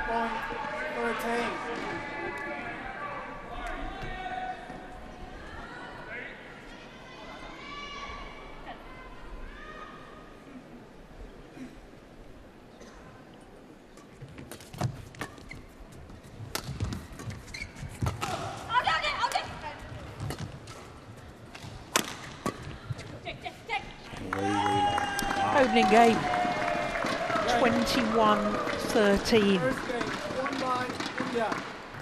Fantastic first game by the Indians. Umpire just confirming that scoreline. 14 minutes for the opening game. No wonder they give each other the high fives and the thumbs up. Absolutely brilliant opening game by Crasto and Mishra. चलेगा सर्व mix कर दे रहा leg flat हाँ छोटा ठीक है और वो दूसरी वाली नहीं है ये नतासिया बहुत एक्सट्रीम प्रेशर एक्सट्रीम उसको foran det skal arbejde okay hun får angrebet vender på os hun løber nødt til at få tilbage den der kendelse lige snart jeg kommer lidt ud på siderne jeg står lidt dårligt til så er det væk med men lige så snart vi så kommer væk, men skal vi ikke bare stå og spille den op i luften samtidig, end at lave noget derfra? Okay? Men helt grundlæggende, det er ikke det kedelige spil, de er bedre end os på. Det er alt det andet, de er meget mere aggressive. Rykker meget mere end os. Så vi er nødt til at trække lidt ud af det i de situationer, hvor vi ligger lidt på under balance, ude af balance. Vi er nødt til at spille bolden væk, så er vi nødt til at spille den over til den mark. Over til den mark. Så vi hele tiden flytter bolden. Og så kan vi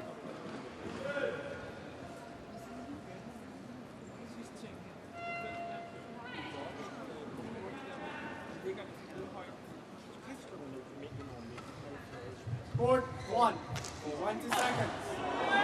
Court 1, 20 seconds.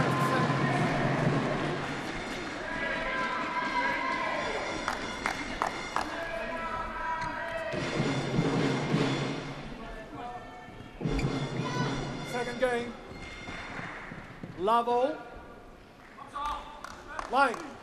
So the umpire calls for the start of the second game. Tanisha Crasto and Shruti Mishra of India stormed through the opening game 21-13 in just 14 minutes. What can Antonisen and Boyer do in response? What did their coach want them to do in response?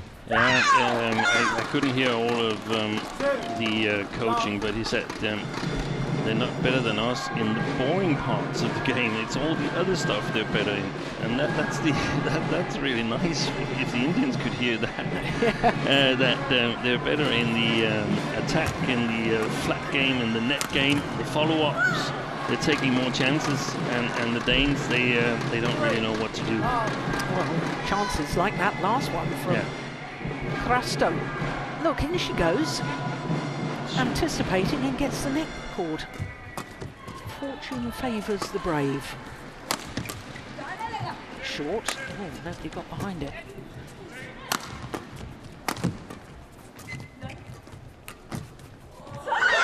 Way too quick for Antonius in this one. I think the Danes, they've got to change their tactics completely. They should not push at all on the serve. Either they should just block it or lift it, because as Jesper Hågaard said, they're not better than their opponents in the flat game, so stop playing the flat game. It's a good smash, good placement. Service over. 1-4. Antonius looking for advice, and that's a sign that the Danes are struggling and they are uncertain of what to do.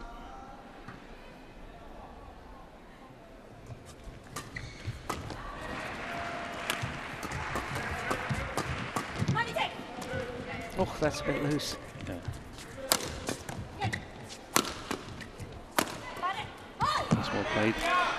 So a much more defensive mindset from the start of the rallies, and a much more clear role. Did you hear that, Steen? I didn't hear it.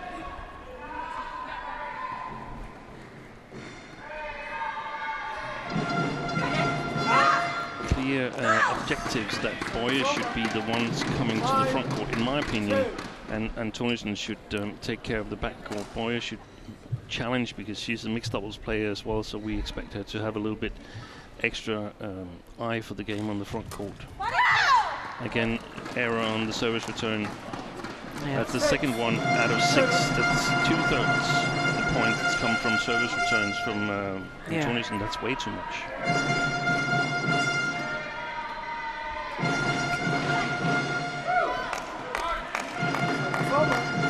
Well, she was faulted in the opening game.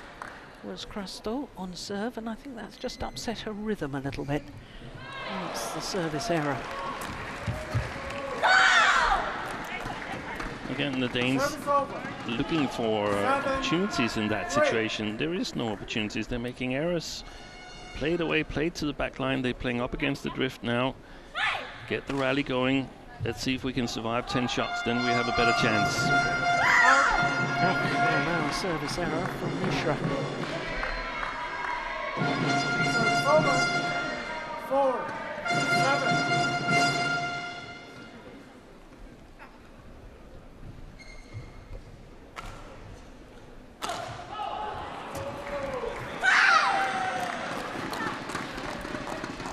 Service over. 8-4.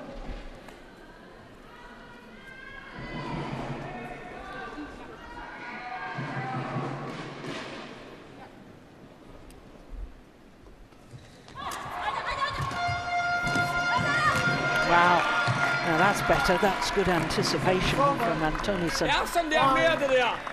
would like to see the Danes flick serve. I don't think they have any advantage in the low serves. Couldn't catch what he was saying, Hågaard.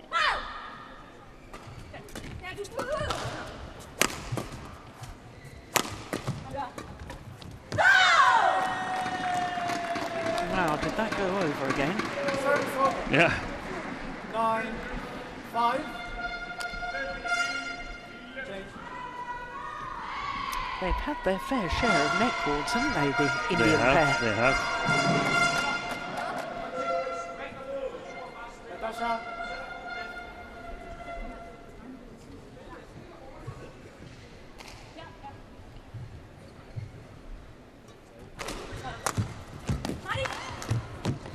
Oh.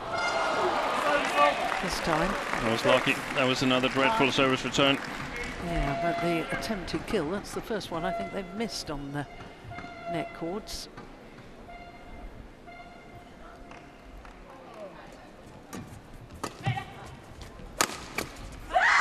Super smash by Crasto. So it's over. 10, 6.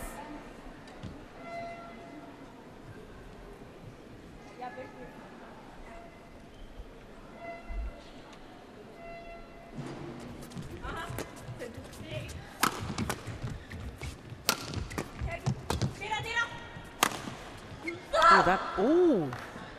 Yeah, there's a challenge here from Crasto. It looked wide, but I wouldn't rule out that it could have just clipped the outer side of the line. Yeah, I thought that was definitely worth a challenge.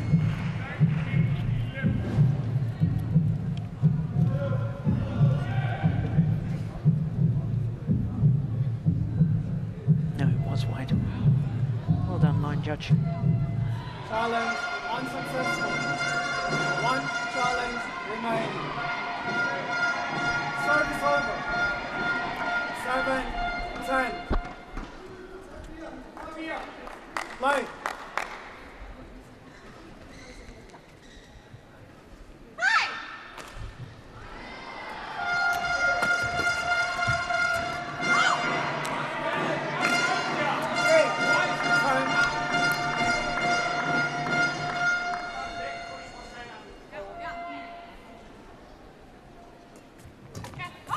Working their way back into this, the Danes. And the Indians are on a knife's edge. You know that when you're on a roll. It's so easy to overdo it a little bit or to back off a little bit too much. It's so difficult to hold that exact right amount of pressure.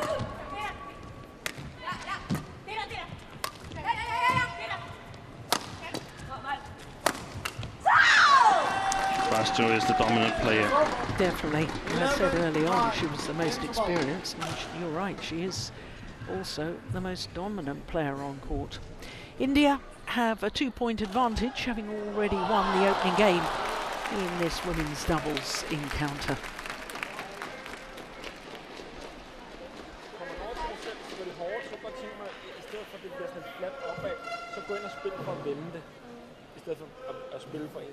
Jeg tror altså bedre. Ja.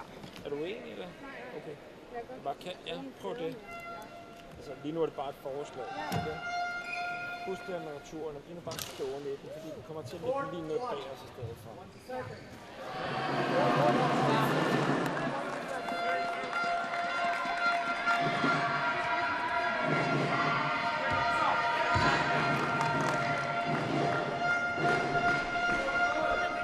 Eleven, 9. Play. So a game and 11-9 up India in the 5th match of the tie in women's doubles. It's over. 10, 11.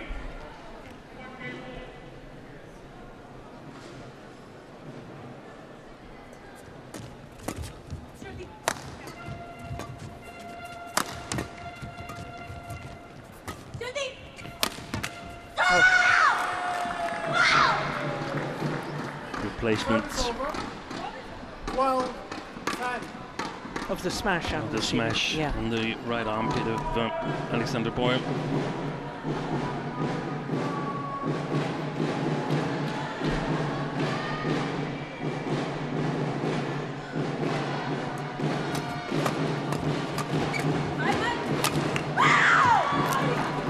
That's one thing that's absolutely certain. That is that the Danes, they're going to have to take their chances on Shruti Mishra. Crasto is simply playing too good. So they've got to target Mishra. It's gone wrong. It's a second service error. Yeah. 11. And it's now or never for the Danes. They're still within striking distance, whilst the momentum still with Crasto and Mishra. Oh, that's a beauty. Oh, she is playing well. Crasto. Yeah, she's magnificent.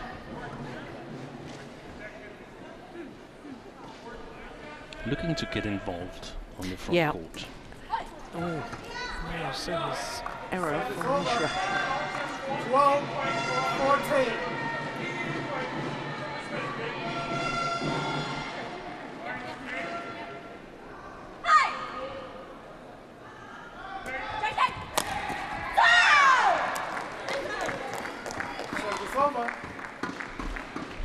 There's an important point there for Mishra, getting flicked and winning it immediately.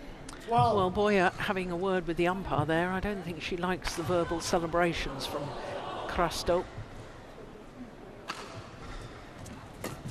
That's going wide.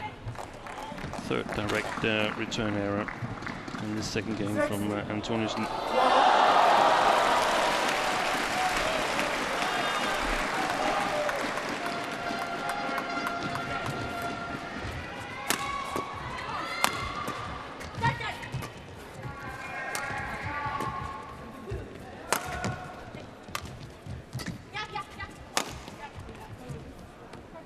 Just long.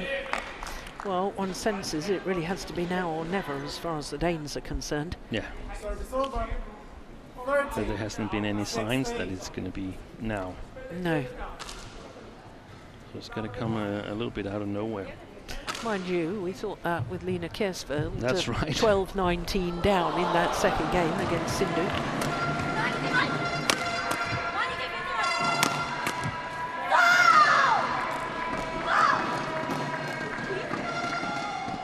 Service over.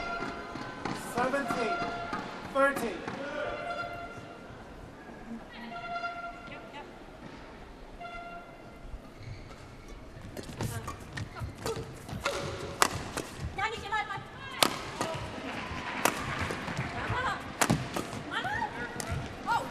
Yeah, she was off balance. Mishra 14-17. trying to implement the rotational play. I didn't quite have the understanding.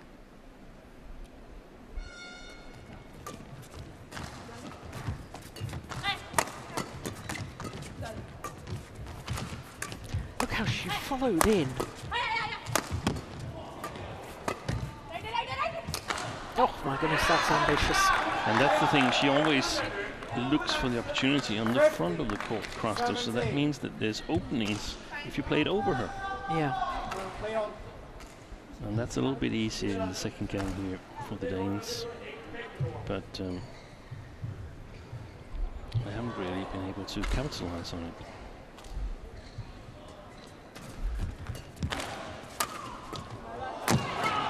Wow. Yeah, just not able to live with the pace, Antonissen.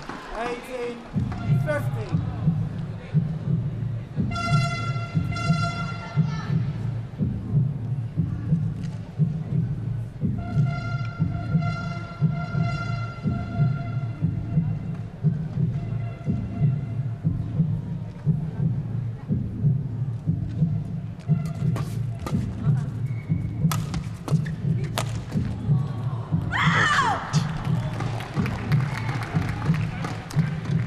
Points away from a first point in the tie for India.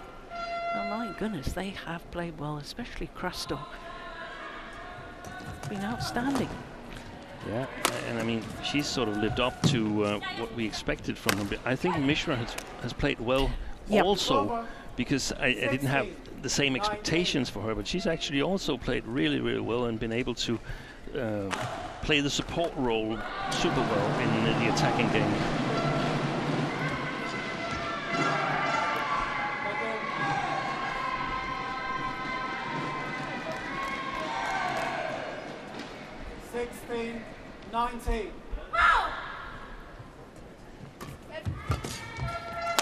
Wow, the jump smash there from Krasto, and it's match point opportunities. 4 of them, to be precise, for India in the women's doubles.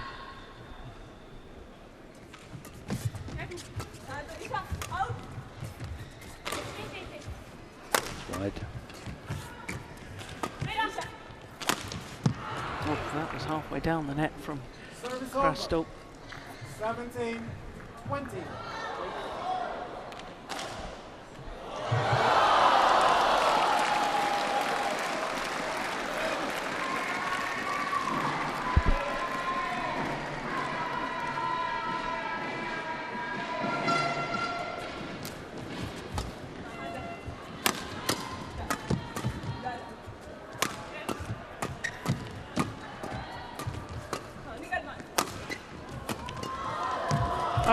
goodness, how didn't she put that away? Wow.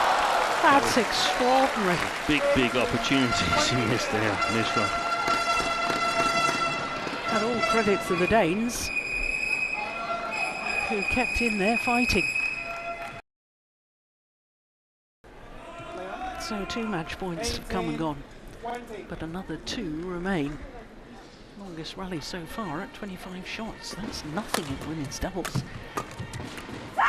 And this time, on their 3rd match point opportunity, Mishra and Krasto take the only points for India in the overall tie, this Group D encounter. 21-13, 21-18 in a match lasting 33 minutes. 113, 21, 18. Thank you. Well, they're pretty happy with that, and so they should be.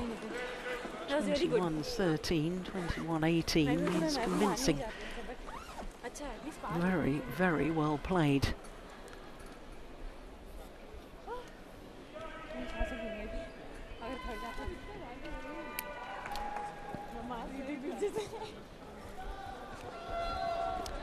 So they take leave of centre stage. This the final rally, the 3rd match point opportunity. And once again it was a drive from Krasto, and the threat of following forward to the net, perhaps contributing to the error from the Danes. So confirmation of that scoreline, 21-13, 21-18 in 33 minutes.